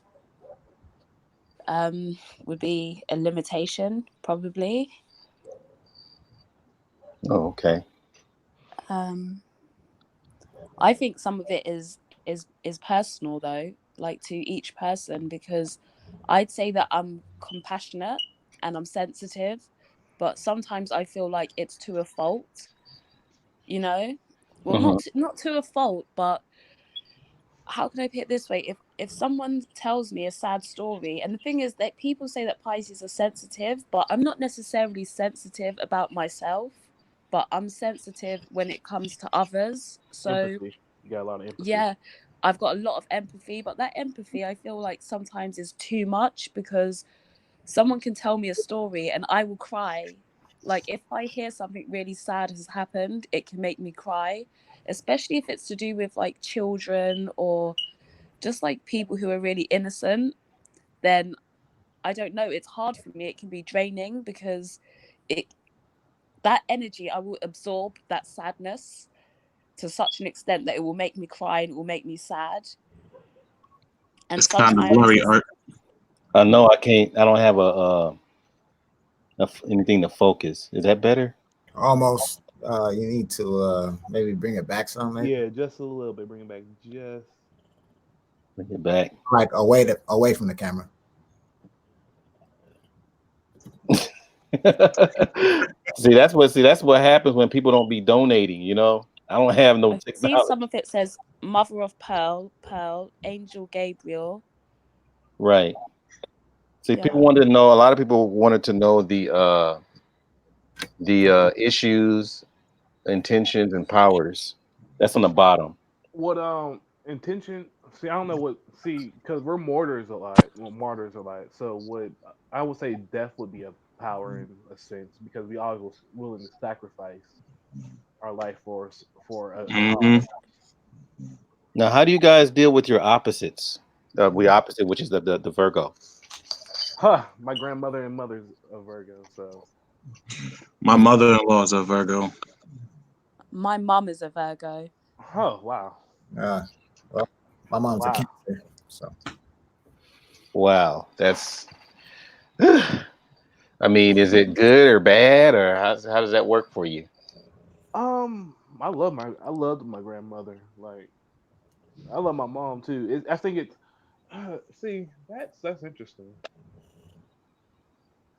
Like I'm not gonna me and See, my mom's relationship. It's not in the best terms right now. I still got love for her, but I still love her and everything. My grandmother, I loved her the day she died and everything. So really, I thought like you know what happens is that my mom's super organized. Same thing with my grandmother and all that. But Pisces, we're not. We're not the most organized people. So I remember when my mom used to help me with studies. She said, "You gotta do it this way. You gotta do it that way." And I'm left-handed, so it was always just something. You're Always, left-handed too, in a yeah, Pisces. yeah. I'm left-handed too. I'm What? right-handed, And but I write and y'all upside down. and y'all not drawing? uh, My mom can draw. My brother, he's left-handed. He can draw. yeah, I'm left-handed too when it comes to eating, though. Because a left hand gives the perfect curves, and if that's your strong hand, you should be doing a lot of curves. I mean, I use my left and right when I eat. Wow. Okay, that's deep. Ambidextrous. Yeah, I wanted to draw since I was a little kid. I just nobody ever really taught me. And my drawings are horrible. I can't draw. Oh my It's crazy. goodness. I can. My grandfather was a left-handed boxer, so and they didn't want me to box. So They call that southpaw, right? yeah, southpaw. So anytime slap boxing or actual fighting, I always hit blindside people. So I guess that's good enough. So now we're going to get back into the Mercury, so we won't get off track too much because we got Mercury and Saturn. All right. So my Mercury is Aquarius. Hey, Uh-oh, another one. That's what's up. We matching. Man, okay, that's deep. Hope y'all like the same age. 38, about to Oh, I'm 38. 25. Aries. Yeah. Okay, you're his future, and the other one is his past. Okay, all right. I'm seeing where this is going. Okay, Mercury in Aquarius indicates a fine and clever mind, inquisitive, accurate, and intuitive. As a native of this position, you take a great interest in other people and have excellent judgment of human nature. You love to analyze character and motivation, and with your finely tuned powers of observation, are able to predict accurately how someone will react in a certain situation. You are notorious people watchers in trains, buses, airports, and restaurants. Is that you guys? Yes. Yes. Yo, King, man. We're gonna have to link, man. Oh yeah, absolutely, family. I'm all for it, man. Okay. Wow, this is deep, man. This is how we do it. Mm. Okay. Do you know what? That's Mhm. sorry, that's not even my sign, but I do like people watching Yeah, same here. just when I'm in different places. So, like you said, the train, just wherever I am, I will people watch and just observe. Mhm. So, Yeah, yeah. I people watch on like when I was in China or when I'm in the Caribbean or wherever I go, especially different cities. I like to see how people interact with each other. When I Yeah. when I was in Japan, I creep people out because I was staring subways. I'm looking at the clothes like nobody's wearing bright clothes. Everybody was wearing either blue, beige, or not even black. They were just wearing blue and beige. Like most people in Japan, it was weird. I'm like nobody's wearing anything crazy. Yeah, well, you stick out, so I don't think you can get away with it as easy as other people. I think people Yeah, know what you because you stand know how for. you hold on to the bar and it kind of shakes or whatever, and you standing up. And there, a lot of people in Japan were shorter than me. Yeah, So, yeah, I know that feeling. and I think they kept looking down, and they barely looked up and looked back down when they saw me looking real fast. Yeah, And I was wait, staring at everybody, just studying them. I'll tell a funny story real quick. Like when I'm in China, like same thing when I was on the bus, I tower over people. But when they're tall in China, they are you can tell they're related to Yao Ming in China. Like when they're tall, they are tall. But it was funny. I caught people just taking random pictures of me. Just like I'm like, they're like, you didn't ask for a picture. Like you see, I see this woman, she's seen her took pictures. Oh, and hit her phone. I said, you can take a picture, it's okay. Then when I was posing, like the picture that you see me right now, I was at the pier or the bay. In that pose, it was like paparazzi. It was about 20 pictures taken of me when I was posing right there. Like, so I'm probably a part of a Chinese diversity group or something. Don't even know Wow, that's deep. Okay, anybody else is Mercury?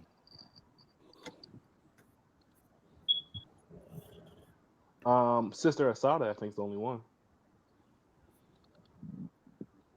because Is she, Jessica and I had Pisces. They had they is were she is she in at work again? No, I'm at home. Oh, okay.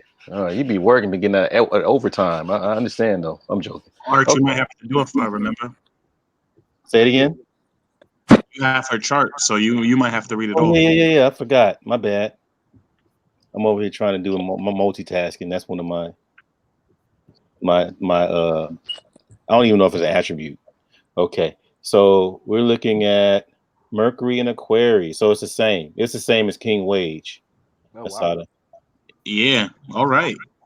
So we have three. So wait a minute. We have three people with the same Mercury. Yes. And the Wow, other two the same. And yeah, Jessica and I are the same one in Pisces with Mercury. that's deep. Wow. So Saturn, to me as a teacher, Saturn is probably the most important because that's how you're able to put puzzles together. That's how you're able to put things in perspective. It's the catcher. It's the one that takes it and makes sense of it, right? So that's Saturn. And I'll, I'll go for Saturn if you want me. okay, so also it's supposed to be processing things in the making. All right. And so because you don't know what's going on until it's finished. So Saturn kind of like captures you and takes you in. All right. So how we doing on time, you guys? We okay? Oh I'm yeah, good. good. All the Yeah, we Yeah. good. Okay.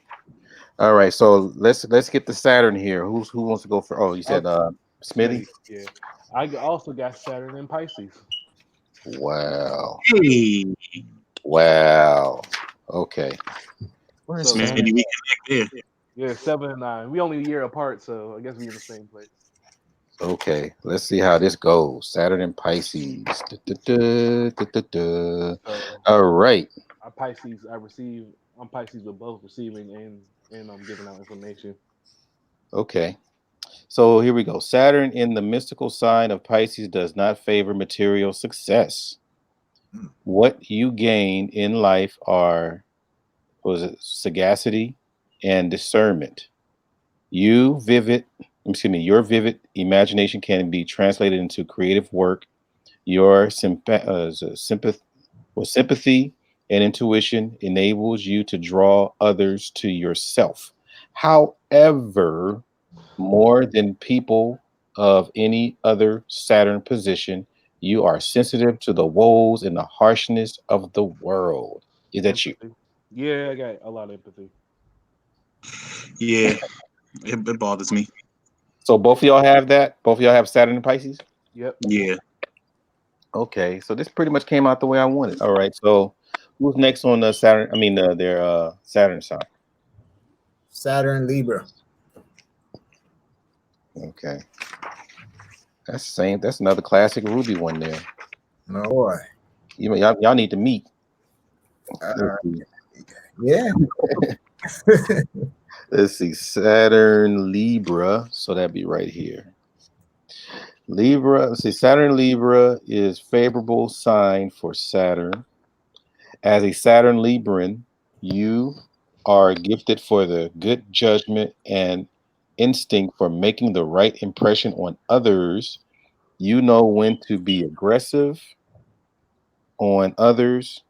You know when to be aggressive, when to be diplomatic, though it is part of Saturn's lesson to bring some sorrow and disappointment in relationships and unusual benefit from the stability of marriage. Let me see. Is that you? I'm not married or anything, but yeah. Yes. Okay. Um, Either Sister Asada or Jessica. Do you want to check Sister Asata's and then they might be the same? If not, then I'll give my one afterwards. Yeah, that's that wisdom. All right. So her Saturn is in Taurus. Okay. Not mine. Okay. All right. So Saturn in Taurus would be. Dun, dun, dun, dun. It says in Taurus, the obstinate and tenacious qualities of Saturn are empathized. With this Saturn position, you are determined and capable and take responsibility seriously. Your strong willpower borders on stubbornness and rigidity. You, let's say, you usually try to amass possessions and wealth because of your underlying fear that you will be left alone and bereft without material resources or love. Is that you, Sister Asada? Well, the part about amassing like wealth and material, I work overtime in a minute. So, and government overtime is pretty good. And there are a lot of material things that I like. But as far as worried about like being left alone, that's not really a worry of mine. But that's pretty much that's pretty much me in a nutshell, with the exception of the worrying about being, left alone. Okay. So we coming down to the eve of the. Oh, we got Jessica. What is yours, Jessica? My Saturn is in Aquarius. Oh, wow. Okay. That's going to be fun. I'm curious. That's a big combo. Let me see, Saturn in Aquarius in the hereditary sign of Aquarius, Saturn qualities of trustworthiness and self discipline are well placed. As a Saturn Aquarian, you have a talent for dealing with people and appealing to the masses. Many of you achieve fame in both the entertainment world and the in politics because of this ability. Saturn in Aquarius enhances a rational and original mind capable of learning and studying. Is that you? I say sort of, but I'm not really that self-disciplined. Uh oh. Yep, that's a Pisces. No, I'm not. I'm You're more pretty just young, right? So that you got to give that one time, I think. Yeah. maybe, You're yeah. 24, right? Yeah. Yeah, Oh, likewise. my Soon to be 25. My birthday's round the corner. yeah, you're a young fish. Yeah, so I brought the Xers and Xer, millennial, and wait a minute. All you guys are millennials, huh? On the panel, they I all don't three, know. all three. Some places Oh, it says that I'm Gen Z, but then in other places it says I'm a millennial. But we're I'd rather tough. go with the millennials Yeah, than a Gen Z. we're on the last year for millennials from mostly from what I say mostly like 95 would be the Yeah. cutoff date. So we gotta. Yeah. Oh wow, so that's gonna be interesting how that stuff folds up because you guys are still developing. Yeah, That's gonna be an interesting battle because right now you're battling automation.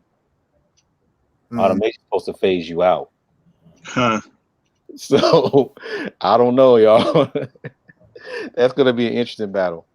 But the thing is, wouldn't you think that Pisces would be the greatest fighters against automation?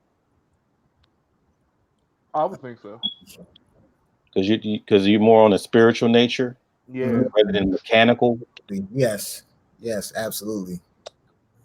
yeah, Okay. I would think Very so. informed. Wow. Okay. In my opinion, I think that we will be able to ride the wave of automation to use it to our benefit. That's a Like fact. we would get access to the tools and we would probably excel at it higher than most people. Now, speaking of that, what about if how can I say? There's always this joke about Pisces and reading instructions and putting things together. Do you Oh guys my gosh. do you Oh guys my gosh. constantly put things together and say, I don't need these instructions. I can just feel my way and put together myself. Do you guys do that? Yeah, Yeah, well, yeah, I yeah. do that. I do that. Yeah. That's the thing sometimes. Yeah, Do you know what? The reason I said, oh my gosh, is because I am so hopeless at putting things together. I get like, when you have those instruction manuals, Mm-hmm. I I don't know, I just hate them. I hate like how it has to be so rigid and you have to do it this exact way and yeah. like no, I just hate it and I'm not good at it either just because I don't like looking at instructions. So Hmm. usually I always have someone around to help me put things together because I can't do it myself. So I guess the worst thing probably is if the instructions are like sealed in the plastic. Like, forget, I'm not even opening it. I'm just gonna toss it aside. Like, where's the screwdriver? Yeah, I mean, like I eyeball it. I'm like, all right, this looks simple. I eyeball it. Like, yeah, I can do this. I just look at the box, like, yeah, I can do this, no problem. They like what? Yeah, just straight to work. Nah, Like, I usually read the basic instructions. Like I need to know Yeah. the amount of properties that I'm putting together and stuff like that. Like let's say if it was like a chair or a table, I would want to count everything that comes in the package and then I'm able to put it together, not reading the steps, but after I have a understanding of how much pieces I need. So you yeah, give I yourself get a time you. limit. Yeah. Yeah, well, you in No, like construction, so I yeah, you got to do that. You're I used to Yeah. got doing my that. I did construction for a little. I'm sorry, I'm just kidding. I did construction with my uncle, and like he's an Aries, so I'm just like when I did it. So it's just I just wing everything usually. Just try to say I just eyeball it, wing it, and see if I can just do it off the cuff a lot of time, which isn't good. So go it's ahead. not because that's what I was about to say. I got my nephew a bike for his birthday. And so it's like I said, I looked at the instructions and it just gave me a headache. So I threw the instructions to the side and I put the bike together and I was so proud of myself. And then Yeah. when he got on the bike, Oh, the pedals would turn, but the bike didn't move. So I don't know what I did, but like the pedals turned and the bike just stayed where it was. And after that, I was like, okay, no more freehand, no more. See, Oh man. for me, my Aries side kicks. I get mad as hell. I either break it or I want to fix it and just be more stubborn about it. Yeah, I'm a All stubborn. right. Now this one of these little truth set situation. If you could please tell the truth, do you consider yourself being nosy in conversations? Mm. Nah, I I'm pretty much I'm mind my own nosy. business. It's a two-part question. Uh, somehow conversations find their way to me. I know that sounds crazy, but there like a lot of conversations come my way that I just overhear them. I shouldn't have used the word nosy, but I can eavesdrop without eavesdropping, but I can do it really good where nobody can notice. the reason why I ask, because do you find yourself actually hearing a conversation that you're not a part of, but when you don't even know all the details, but whatever advice you give, people say, "Wow, that was a good idea." I mean, did that usually happen? Yeah, Yep. yeah. And it's I'm funny curious. because I could just walk into the elevator of my building and people are having a conversation, and then immediately they ask me for my input. I don't even know what's going on. Mm-hmm. And in my mind, I'm like, yo, how did I even get here? But then I give them advice, and they do get a little emotional, and they be like, wow, yo, you deep, man. I feel like we give good advice. Yeah. Yeah, I Good feel. advice, yeah. But it's crazy because, like, when you give that advice, like what I'm trying to get at is that you give it, but you don't have any referencing or anything. It just does just come out of you. Yeah, like how we give out information. How that's the definition of Pisces. Giving out information just comes out of us, just from a thought. Like we may not experience it, or just something that it just pops in your head. And it's like a solution that you understand. It's weird. I was I was gonna say I think it goes back to our like how intuitive we are. Yeah, And even though we don't know all the full facts, we can sort of figure it out and give advice that's pretty spot on without even having to know everything, you know? Mm, that's crazy, man. But so now, since we had this whole panel thing, have you really? I mean, what have you guys got out of this panel? Stuff I that you already knew, or what? What? like This is it's it's been how can I say?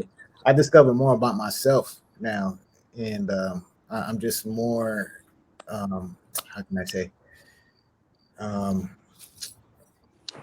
I'm just more inclined of into what was just said. You know what I'm saying about me, and just knowing my strong points and my weak points and things of that nature. So, you know, um, I just know that we're all connected one way or another. Hmm. Yeah. yeah, yeah. I And agree with. Go ahead, Jessica. sorry No to problem. You good? interrupt, but I was just gonna say, um, what I found was that sometimes I feel like there's no one else that thinks like me, and Hmm. that I'm sort of alone in the way that I think. But then coming here and hearing different people talk, it's like there are other people who, think the same way and do have those same feelings. So that was nice. It was nice to hear other perspectives that are similar to mine and that I can relate to. Mm-hmm. I feel like Professor X from the mutants. All these special powers. Yeah, I would say that I came understanding on how to read charts and understanding what each planet represents and everything. That's one thing because I did charts a whole bunch of times, but it looked like gibberish to me. Like I don't know what Pluto means. I don't know what this means. I felt the So same way. so it's understanding and getting new knowledge and also how that was a good pass. How everything works out and uh and also finding other people that do think about you. I mean, think like you and it's just I just found information. That's why I always look for the information how things work and what I can learn and that I can use to my advantage. Yeah, That's it. I got into some of this stuff just to prove it wrong. And the more I kept trying to prove it wrong, it kept proving me wrong. That's how it usually is. And then I had to start asking people, like the kind of conversation we're having now. I had to just keep like I get the chart together and I just say, read this. And so far, no one has ever told me that this book was wrong. That's Wow. why I was trying to figure out. So I'm gonna do panels like I'm gonna do every sign like this. And for the Leo one, I gotta separate that with the females and the males. Because that's gonna be very intense. And the Scorpio one too. Scorpio is gonna be big too. A lot of sexual stuff in Scorpio. Uh-huh. They're gonna be trying to make babies on the panel. So that might be a lot of people might be tuning in for that just to I'm a Scorpio moon and Scorpio rising, Oh yeah. so I So want to listen to that one. That gives me more insight. I probably gotta listen to Aries one too. I need more Aries yeah, information. I'm working on that. I'm trying to find. I only got 3 Aries, so I'm I working mean, on some more. I can jump in if you want me to. If you like. Oh, most definitely, man. You good at that, brother. You be taking care of you. Did you play football or something? Yeah, I play football. Exactly. Okay, that makes more sense. You come in like a hell of a team player, man. Like wow. But anything else you guys want to cover? Who are we compatible with? Yeah. Let me Isn't it see. Earth signs usually? Do I have? Earth Around and Jupiter. water. Let me see if I have a one of these books cover Scorpio, compatibility. Scorpio, Cancer, Yeah. Taurus, Capricorn, Okay, I know I get and along with Virgo. you know. Sorry, Com- Virgo would be our opposite. So we can get on, but when we clash, we'd clash hard. Mm, But it's like opposites attract, you know? Yeah, that's right. Yeah. yeah. Like, I noticed like Gemini's is I a lot of Gemini. I like for some reason fire signs. Like for me,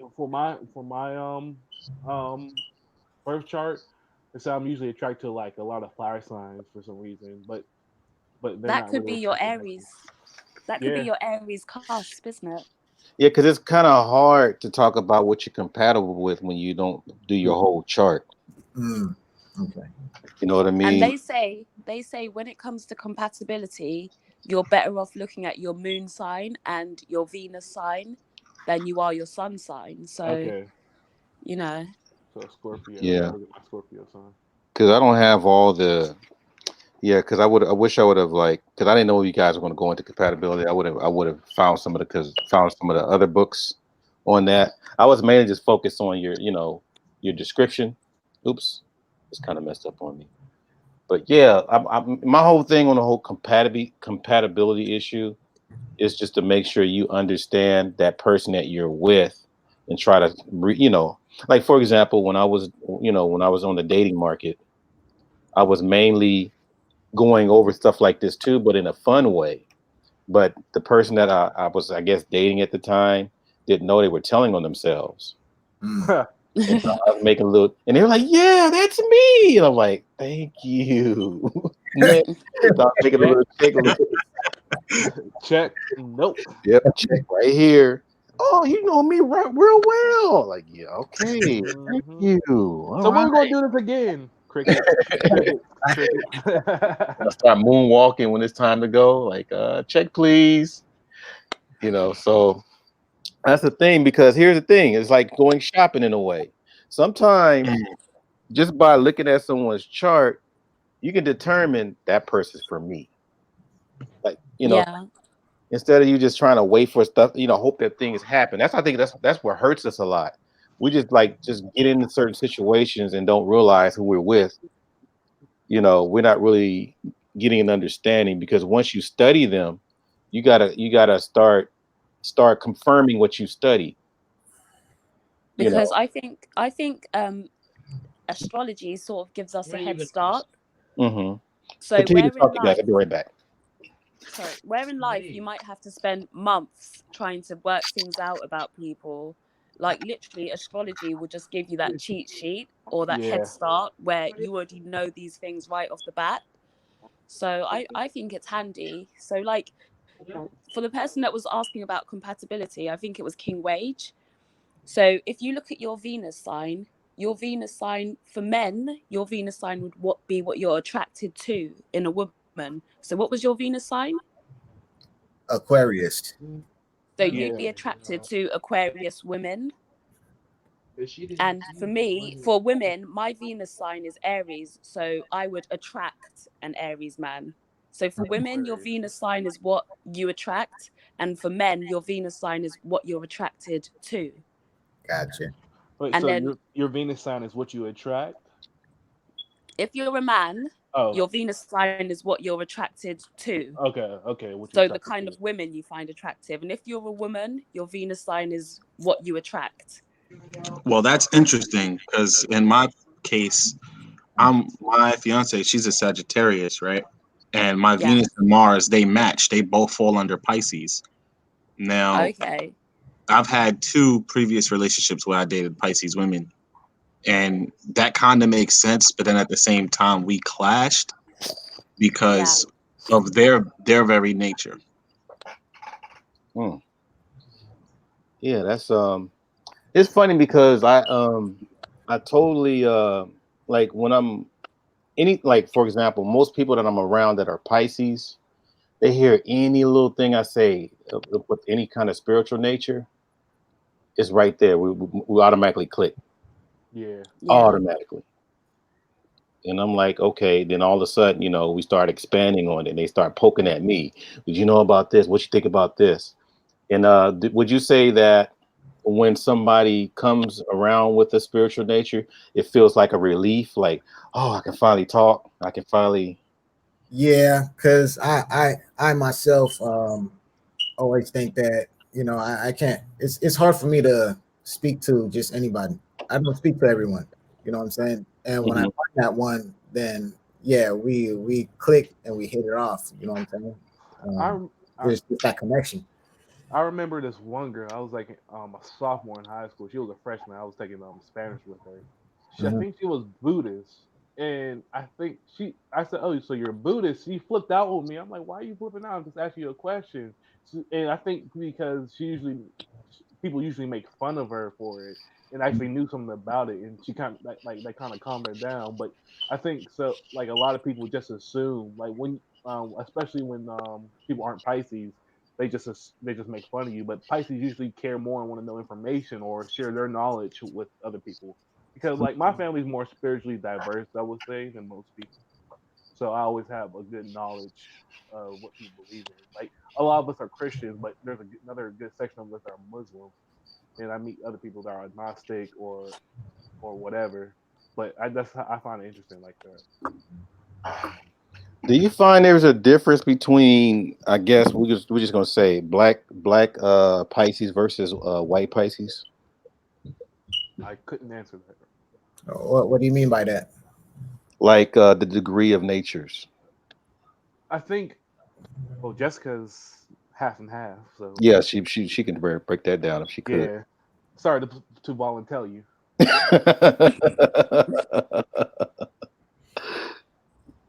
Um, I don't know because I feel like some of the things, the way that I think is similar to you guys. So I don't think necessarily it would be a racial thing. I think, yeah, I don't think it's racial. I just think it's just thinking on a different wavelength. And I think regardless of race, we all share that wavelength of thinking. I don't think that it would vary depending if you're white or if you're black. One thing that I've realized about like astrology and star signs are that they're pretty consistent regardless of race, and that's why they're so sort of fascinating and amazing, because regardless of your race, your age, your gender, there are certain parts of it that can sum up literally everybody. I I'm going to say this and this is from what I noticed from about black culture, just from African culture or the diaspora culture.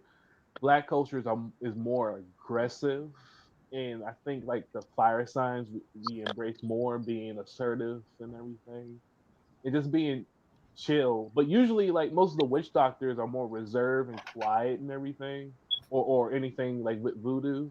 Like they're more reserved and quiet, and they have that spiritual presence where you come to them and just speak to them. That's just from what I noticed. That's and I do agree with Jessica. It probably doesn't matter that much, but I think culture also has something to do with it. Like I know like African culture, because I have people with my family that's African and African American culture is really upfront and aggressive in that way. So I think like Yeah, we kind of inherit more fire signs and that fiery attitude, and usually like the witch doctor is more isolated to do and on his own. So like that's why I know because I'm more laid back, and people say you really chill than most average person. Like yeah, that's just how I am, and I just noticed it's kind of a change of pace for a lot of people. Mhm. Keep in mind, Arnold Schwarzenegger and Barack Obama are both Leos. you see, I think culture does influence us as well as our star sign, but I think our star sign gives us certain traits, and then our culture dictates how we express Yeah. those traits. So deep within, we may all feel the same way, but the way that we express it might be different. So some people might, be very upfront with their expression, whereas other people maybe not so much, but inside we all feel the same thing. We just express differently. Now, So that's that. do you think that astrology compromises your religious beliefs? Some For people do. me, Some. Oh, go ahead. Go ahead.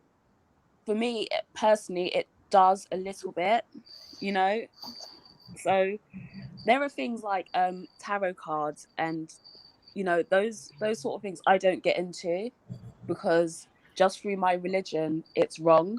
And there was a point where I did, but Are, then once I realized that it's wrong, I've stopped doing that. And I are, don't do like meditation and things like that. Wait a minute, you just said you don't do meditation either. are you Catholic, No, Jessica? Wow. I'm Christian. Like, I kind of is it Christian Catholic or No, no, no, not Catholic. okay, It's like you should. So you're just a straight Protestant. Yeah, okay. Okay. But isn't prayer like meditation? That's what I always kind of thought. But I guess but I depends. feel I feel like meditation, there is no sort of clear entity that you are meditating to. With prayer, it's to a specific entity, it's to God. But with Hmm. Okay. meditation, it's not necessarily like that. The same with tarot cards and things like Yeah. mediumship. I feel like you're connecting with entities or spirits that are not of God. You don't know who those entity or spirits are, and that's why I don't mess with it. Yeah. So See, you want to stay away from things that are like away from the monotheist narrative, so to speak. What do you mean by monotheist? Yeah, One God? the one God. Yeah, You want to stay trying to stay away from things that have multiple yeah, meanings and entities, yeah, right? exactly. And the thing is, it's weird because I still find those things interesting, right? So I will still read up on them and I was still like, it's interesting to me, but I just don't follow it. Yeah, we got information man in here. If he doesn't come on my panel, I'm going to go all the way to the Bay Area and capture him for that Scorpio panel. So see, we I go ahead.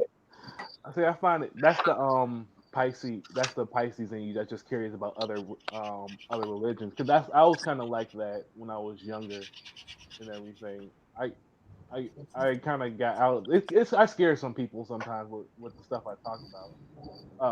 Especially like my mom. I probably won't even talk about this with my mom, but like when I was younger, like we're black people are natural like spiritual people. We still pray to our ancestors sometimes without realizing it, in my opinion. And I think we still mix like a lot of our African culture, even like I said, not realizing with a lot of Christianity because we focus mostly on the Father, Son, Holy Ghost, but also with I know with Catholics they have the 12 aspects of God or Christ. I forgot it was. I'm like, well, isn't that multiple deities and everything? And they pray to Mary too. Yeah, Mary is Yamaya or Emoja or no Yamoja, right? So yeah, but that's the thing. That's why I was going into correspondence, right? Even though a lot of us take into some different religious narratives, that kind of fits us. There is another part of that exists some other part of the world that's almost equal to you. So that was just one of the aspects. But the thing is, it makes it more understandable how Jessica would go hard in the paint for her religion because it seems to me, I'm not sure if it's intentional, but it really sounds like she's very connected to Jesus Christ, Yeah, very connected, and it really has the Piscean narrative. I think I was really connected. Like I still go to church sometimes just to please my family, or if I'm really interested in going. Like my family founded a couple of churches. I've realized on both sides, so I'll go. But I've always felt like a connection with Jesus in some aspect, and I didn't even know like when I didn't even know I was a Pisces or anything that the fisher man of men Yeah, Fisherman of Men. and all that. I didn't, and I just felt like that I have some connections to Jesus just as a young person. But that's well, it's just in all of us. But as a Pisces, you kind of relate more, I believe. Yeah, because the embodiment. That's what I guess I was trying to say earlier. it's the embodiment of it rather than just what we just know as a figure, like stuff we see in the movies and all that. You're literally trying to calm waters. You're literally trying to feed lots of people. You're literally trying to work miracles. Yeah, and his empathy for just men Pisces have, and also just the being a mortar. Like, I hate my voice, guy, but it's just that you just see that, like, that's why, like, with death, I'm like, oh, we're mortars, so that we're willing to sacrifice our life for a greater purpose. A lot of times, a lot of Pisces. That was what I noticed. But now you got me studying Shango art and everything. Oh, Shango. Yeah, The that's god what of the coolest thunder. part is. Yeah. Yeah, y'all share that with Sagittarius. Y'all have to share that with Sagittarius. Oh, Shango is Sagittarius and Pisces. okay. But it has more of the narrative as Uh-huh. far as the father. The have father narrative, or what's his name? Obatala is the father of Shango. Yeah. It's like, God being the father of Jesus, and then Zeus being the The first father of is Hercules, Thor being Odin being the father of Thor. Odin being the father of Thor, Ra or Osiris being the father of Heru or Yeah. Horus. Horus, yeah. It just goes on and on and on and on and on and on. So when you have somebody that's from other cultures, even though you probably come from a Western culture, what have you, or whatever it is, you can still have this similar conversation. Wait, you said we share that with Sagittarius, you said? Yeah, you share the meaning with that Is because that Sagittarius is the hunter. My dad's a Sag, so that's okay? interesting. Mm. Connections What all about around. what about Jupiter? Did you cover Jupiter? Yeah, Jupiter. Oh, I'm sorry. Let me get you guys your Jupiter, and then we just probably do our closing remarks. I got so many freaking books open. Which one is it? Okay. I got the wrong book still. Ah, okay, it's this one right here. All right. All right. So, who wants to take a crack? Now, remember, Jupiter is the largest planet, right? Hmm. And it's Yeah. supposed to be the most creative. It brings your creativity out. I'll You know. I'll go first again. Okay. So, I'm not sure if this book will talk about your creativity, but that's what you have your nature. So, if your Jupiter is in Cancer, then you're more calm and emotional about creating that kind of thing. For example, so I do the disco version of reading charts. I don't do the whole full album. Yeah. So all right, so go ahead. Sagittarius. Mine isn't Sag, man. Dang, Okay, crazy. there you go. All right. That's why we be vibing. Yep, gotta create from the highest of the high, right? Yeah. Let's see. Jupiter and Sagittarius. Sagittarius is the sign that Jupiter rules, and the planet's expansive, generous qualities are emphasized. Hmm. With this Jupiter position, you are a person who likes to live well. You have a free hand when it comes to spending.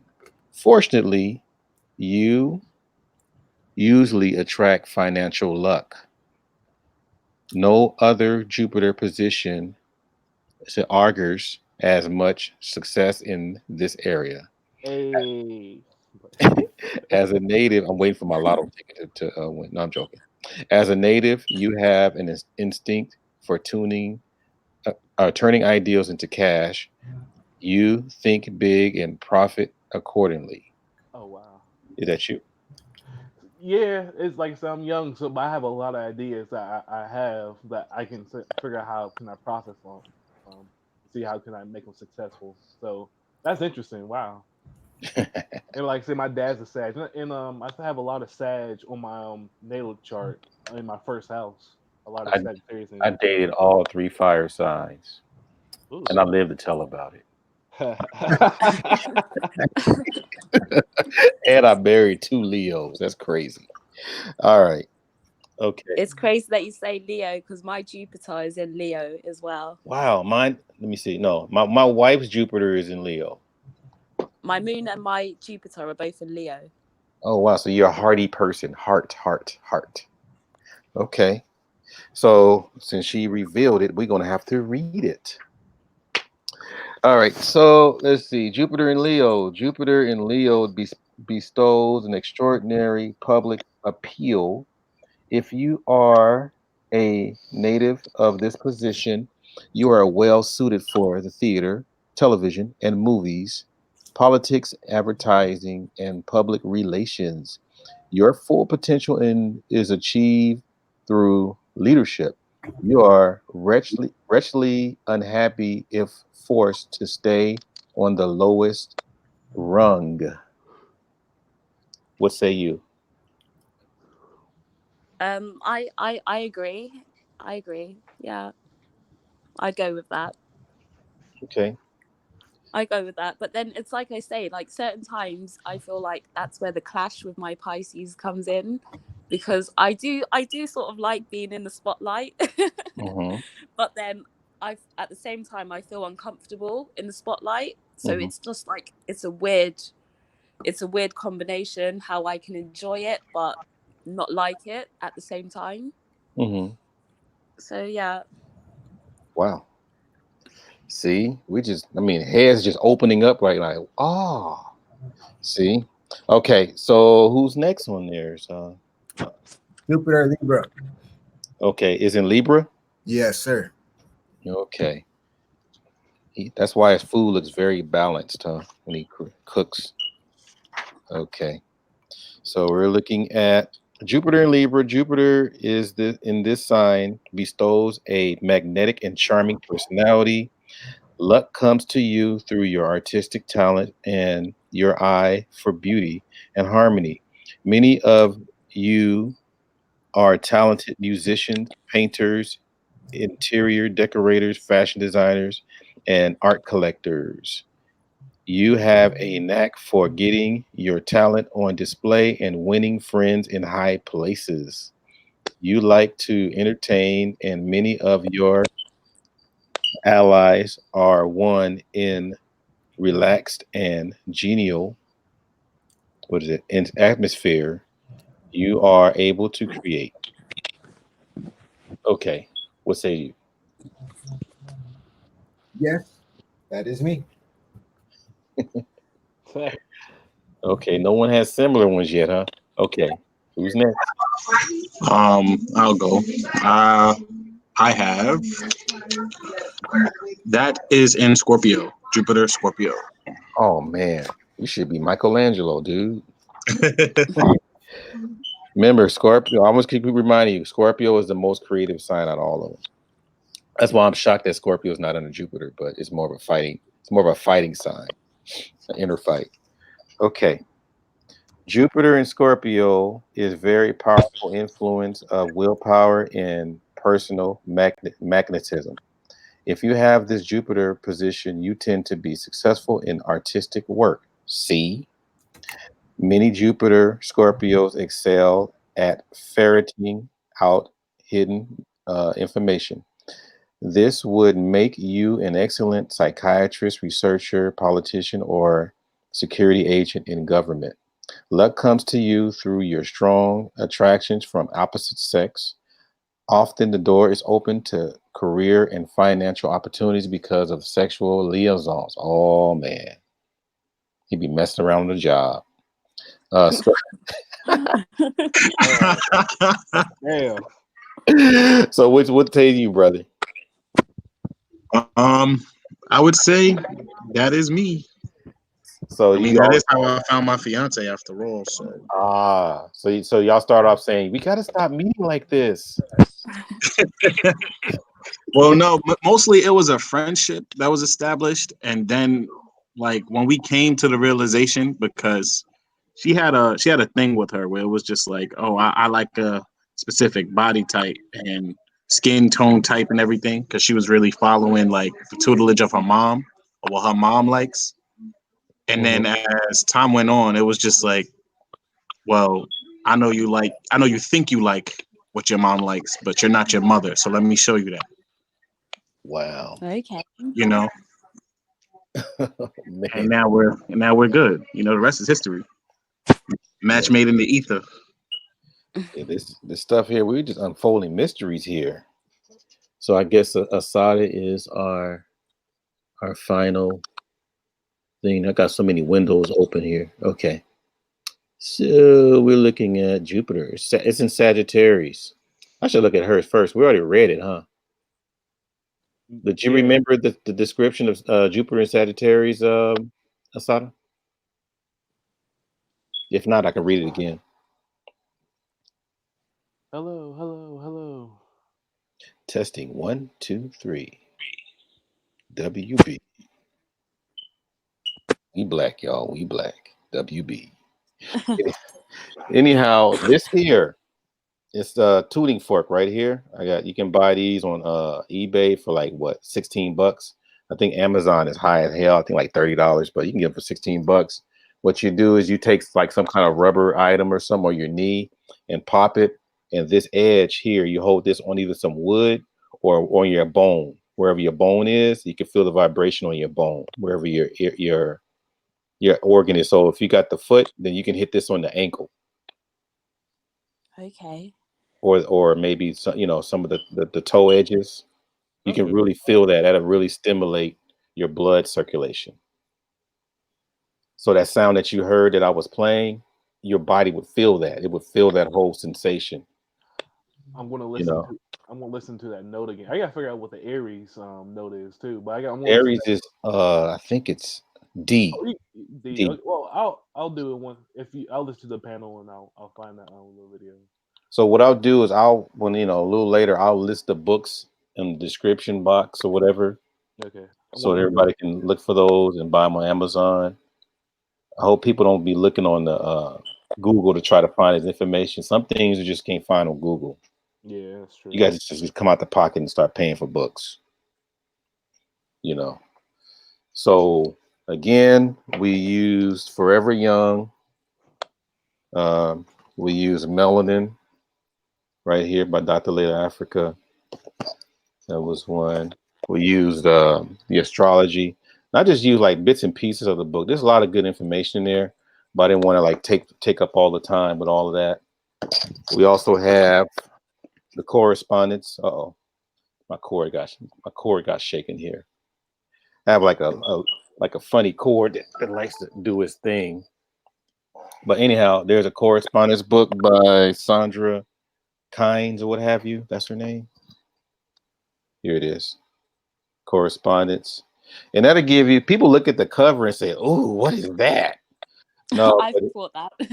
Yeah, yeah, but it gives you correspondence for like dang near everything: trees, animals, planets.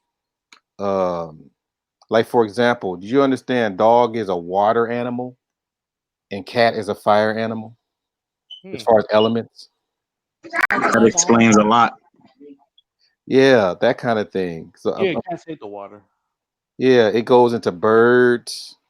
It goes into your stones, like the moonstone, the obsidian. Is obsidian? Obsidian is a stone, Yeah, yeah, I knew that. right? That's Egyptian, isn't it? Something like that. I believe Yes, so. it is. So I mean, we got all these different things. Even certain foods have a correspondence. Certain words have a correspondence, like emotion, death. All these have correspondence, right? So it's funny that other people learn this stuff, and we are the last one to know. Well, we So were the first ones to know. In excuse ancient, me. I said in ancient history, we were the first ones to know. Yeah. So this stuff been hidden. So now we're getting it back. See, that's what happens when you have. See, I have a grip of friends from all over, and I just listen and ask questions. Oh, and this other book here too. This one is pretty good because it goes in. Now there's a system called the ephemeris, and the ephemeris kind of helps you to map out your past and then really get an understanding how your future is. But you can mathematically go further as much as you want to based on how you compute it. Um, I want to take a class on it because I was trying to get books to learn it, but that's too difficult. But I mean, you got to break out the compass and everything and Yeah. rulers and stuff. You can actually do all that stuff to understand your ascendant. and then understand the years going further. Now, what's your ascendant sign again? Like, what does that mean? Ascendant is mainly, and the best way I can describe it is, I guess the you're going from your sun to your ascendant. So that is pretty much almost like what's going to complete your life. So the pathway that you're going as a Pisces, because you said your ascendant is what, Scorpio. Scorpio. I want my You're moon. making your way towards Scorpio. So you're in mid. Sometimes you're in mid journey. You start discovering your Scorpio nature, and so Okay. you ascend into Scorpio Okay. from your sun sign. It's like the sun going down, right? Yeah. So my emotions are Scorpio. Scorpio. Well, you're going into that. I don't know about emotions, but Because isn't your moon your Your moon is emotions. yeah, your moon is the emotions of your spirit, but your sun sign is your personality. okay. So it has to go through all these things to get to the ascendant, Huh. and Okay. it varies depending on how strong your nature is. It varies. Okay. And the reason why these panels are important, I think, is it saves you money. Because sometimes you go to certain astrologers and they give you a little bit of something so you can keep coming back. Mm-hmm.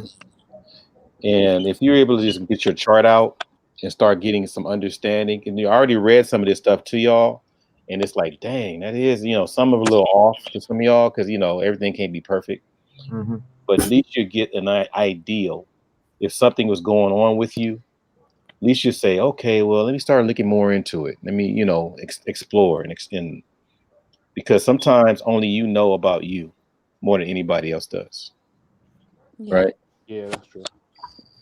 Yeah, so I find that's necessary while I'm on YouTube right now because I think I only got about a year and a half of this stuff, and then after that, I got to shut it down. Yeah. Oh, thanks, King Wage, for the subscription. Also subscribe back. Oh man, I'm showing the love all the way around. So I got everyone on the panel right now. Yeah, I subscribe back. Well, Right on. so any parting words? Because I got to go out and start driving with myself, even after that long drive yesterday. Ugh. Not really. Just thank you for having me on. Yeah. And it was nice to meet everyone else on the panel, hear all of your opinions, your charts, and yeah, it's been interesting. It's been nice listening to everyone. Mm-hmm. Yeah, I Oh, appreciate all the knowledge and wisdom, Mark. That's why I love coming on here and learning new things I can apply to life, and new things I can teach other people, new techniques, and just different ways of thinking. Having a vast a repertoire of thought process, I would say, if that makes sense. thank you, fam. Yeah, always. It's always a pleasure being on your panel or even in the chat room.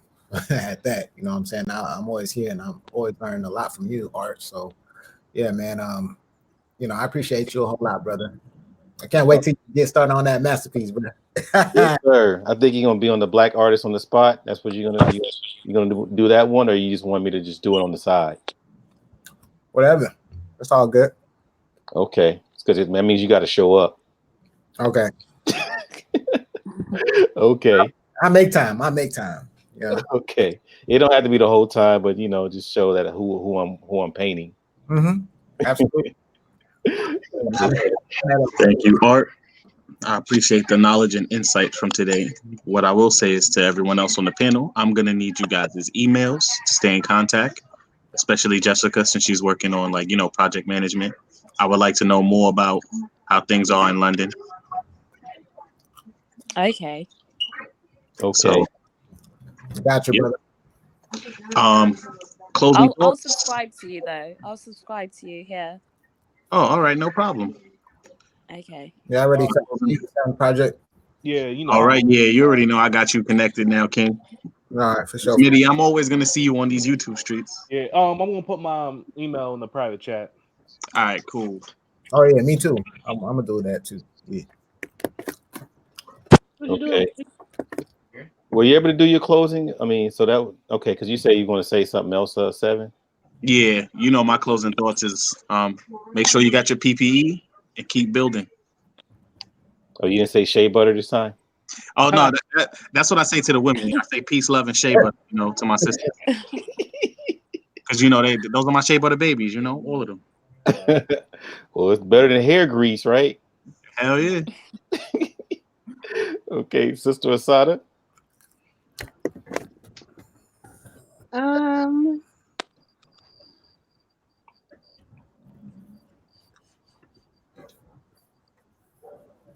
I don't think I have any closing remarks. I You don't think. don't have any? Not F all y'all and all that stuff that we talked about? No. You said no, like, ew. But it was interesting. And it was interesting to see how everything matched up because a lot of people I've met in the past, they would say, oh, well, they didn't really believe in, going by astrological signs. And it was just fascinating to see how everything lined up with everybody. Okay. Yeah, Yeah, go ahead. I was gonna say I know BGS said it's a snapshot of your personality. He said he don't necessarily believe in all that, but he said it's just a snapshot of your personality and how your thought process is. Yeah, it's amazing how they came up with some of this stuff. You Hmm. know, because you're looking at the Dogon, the Egyptians, because the way that it is now, it's just something to make it easier to understand. But the problem is, we're dealing with religious beliefs now, and so when you do, well, Monique, you were a Scorpio. I thought you were a Taurus. Oh, Simpson, my bad. Anyhow, my whole thing is that it's amazing to where they were able to use this stuff to plant vegetables and fruit and all that kind of stuff. That's what got Yeah. my attention.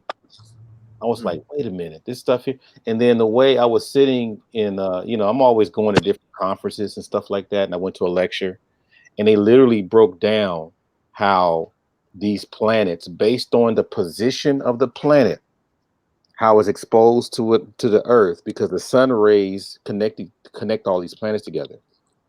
It literally not only sends energy down to the that part of the earth, but it actually sends vibrations to open up seeds for things to grow. It sends a sound and a vibration so a seed can open up. Hmm.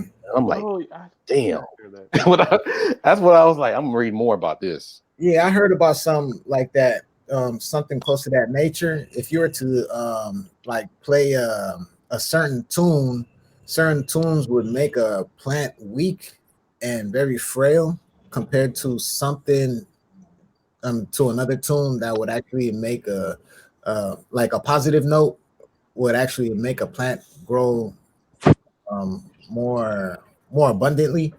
Yeah. Hmm. My grandmother played music for her plants. Like my grandmother had a whole bunch of plants throughout her house, and she would play music for them and everything. So Yeah, that's like positive songs would make a plant flourish more yeah. than something negative, for instance. Yes, I'm kicking myself because I meant to bring that farmer because I buy, even though I don't. One day I will do a garden, but because I'm a hook up with Cap TY2 because he's big on that. But that book has a certain schedule, and it has Taurus, it has Cancer, it has Sagittarius, it has all these things listed on when you plant vegetables and grow them and pick them and all that kind of stuff. So, Mhm. for example, Tuesday is Mars. Matter of fact, I should have said this earlier. You guys know your days of the week in Spanish? Ooh. No. Yeah. I So do. y'all failed Spanish, didn't y'all? Okay. Y'all We Guilty. weren't don't saying. do Spanish No, here. sábado, Oh, okay. We do French. Y'all do martes. French? Yeah. Okay, it might be similar, but Spanish is for the moon is lunes, Yeah, I knew Lunas. Yeah, I knew lunes. that. and that's that's I mean Monday is the moon, which is lunes, whereas Okay. Tuesday is martes, which is Mars. Miércoles, Mercury is Mercury. Mercury, right? Okay. Uh, It's all similar. yeah, that's Wednesday, right? Uh-huh. So you Yeah, got because it's Mercredi in French, and Mercury, Mardi. Yeah, and Mardi is Tuesday. Martes. and then what is Thursday? I've forgotten. Okay. Well, it's Jueves in Spanish, which Oh, is Jupiter, okay. and then you got Friday, which is Venus, which is Venus. Viernes. Yeah. Okay. Saturday is Sabado, which is Saturday, Sábado. Saturn, right? And Mhm. then Sunday is Domingo, which means dominion. That means it's the dominion of all the planets, the sun. Mm. So, those days are more like time markers of life, Mm. and the planets feed right into it, and they have their own little slot. So when you start, basing that down. So what's today? Saturday. So you're looking at Aquarius and Capricorn. They would get a lot of rejuvenation and energy and all that kind of stuff on this particular day because all the gravity feeds towards them. But they have to be in the right frame of mind, body, and spirit in order for them to get all the energy. Okay. You know, so there's aspects of some of that in the Bible too, but Yeah. it's not clear. You gotta know how to decode things. Like the Tower of Babylon. That's Sagittarius. Adam and Eve. That's Gemini. Uh, Moses and what's the other name? Abraham. That's Aries. The golden calf. That's Taurus. Taurus. Right. All these have these different things. So when they put it's one thing that this probably a good assignment for everyone. Once you start recognizing it, then reread the story again. Find out what's going on with the partner of the Red Sea. What does that mean? What does that wand mean? You got to get those meanings because remember the whole Jonah and the whale? Yeah. In the true translation, it just means big fish. That's Cancer. Well, not Cancer. That's still Pisces. I'm sorry. Pisces. Yeah. I was Pisces wondering. is big fish. So these things right here. I mean, if you're looking at big fish, you're looking at what? Spirituality, right? So Mhm. it's a whole bunch of that. One last thing, you're looking at cup, you're looking at sword, you're looking at either wand or staff, and then you're looking at earth, of course.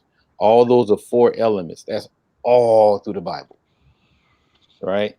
So I wouldn't say because I never tell people to just discount the Bible. I would just say look deeper into it. Hmm. I mean, listen to what you're learning and all that. Get all that. That's good, but get all the other stuff too based on how it was put together so you can start getting the full understanding, get the full power of it. Because nothing is ever for nothing. You always get things for a reason. There's always something in your lap for a reason, but just get it while you're here on Earth. That's That's a my fact. little sum up right there. But I appreciate you guys for coming out. I don't know what the next sign will be. Some people were talking about I don't know. Some people were sending me different messages saying that I'm this and I'm that. So shout out to Thalia and Silk's BBB Scratching. They were telling me that they were available, but I already had you guys. So those are your fellow Pisceans, you guys. All right. You got Maximum Black too. He said he was a Pisces. Respect, respect. Yeah, and believe it or not, Grinch, the Grinch, he's a Pisces. Could you believe that? Oh Yeah. yeah, I can definitely believe that. Hey, YG. Hey, YG's a Pisces too. So. Oh, okay.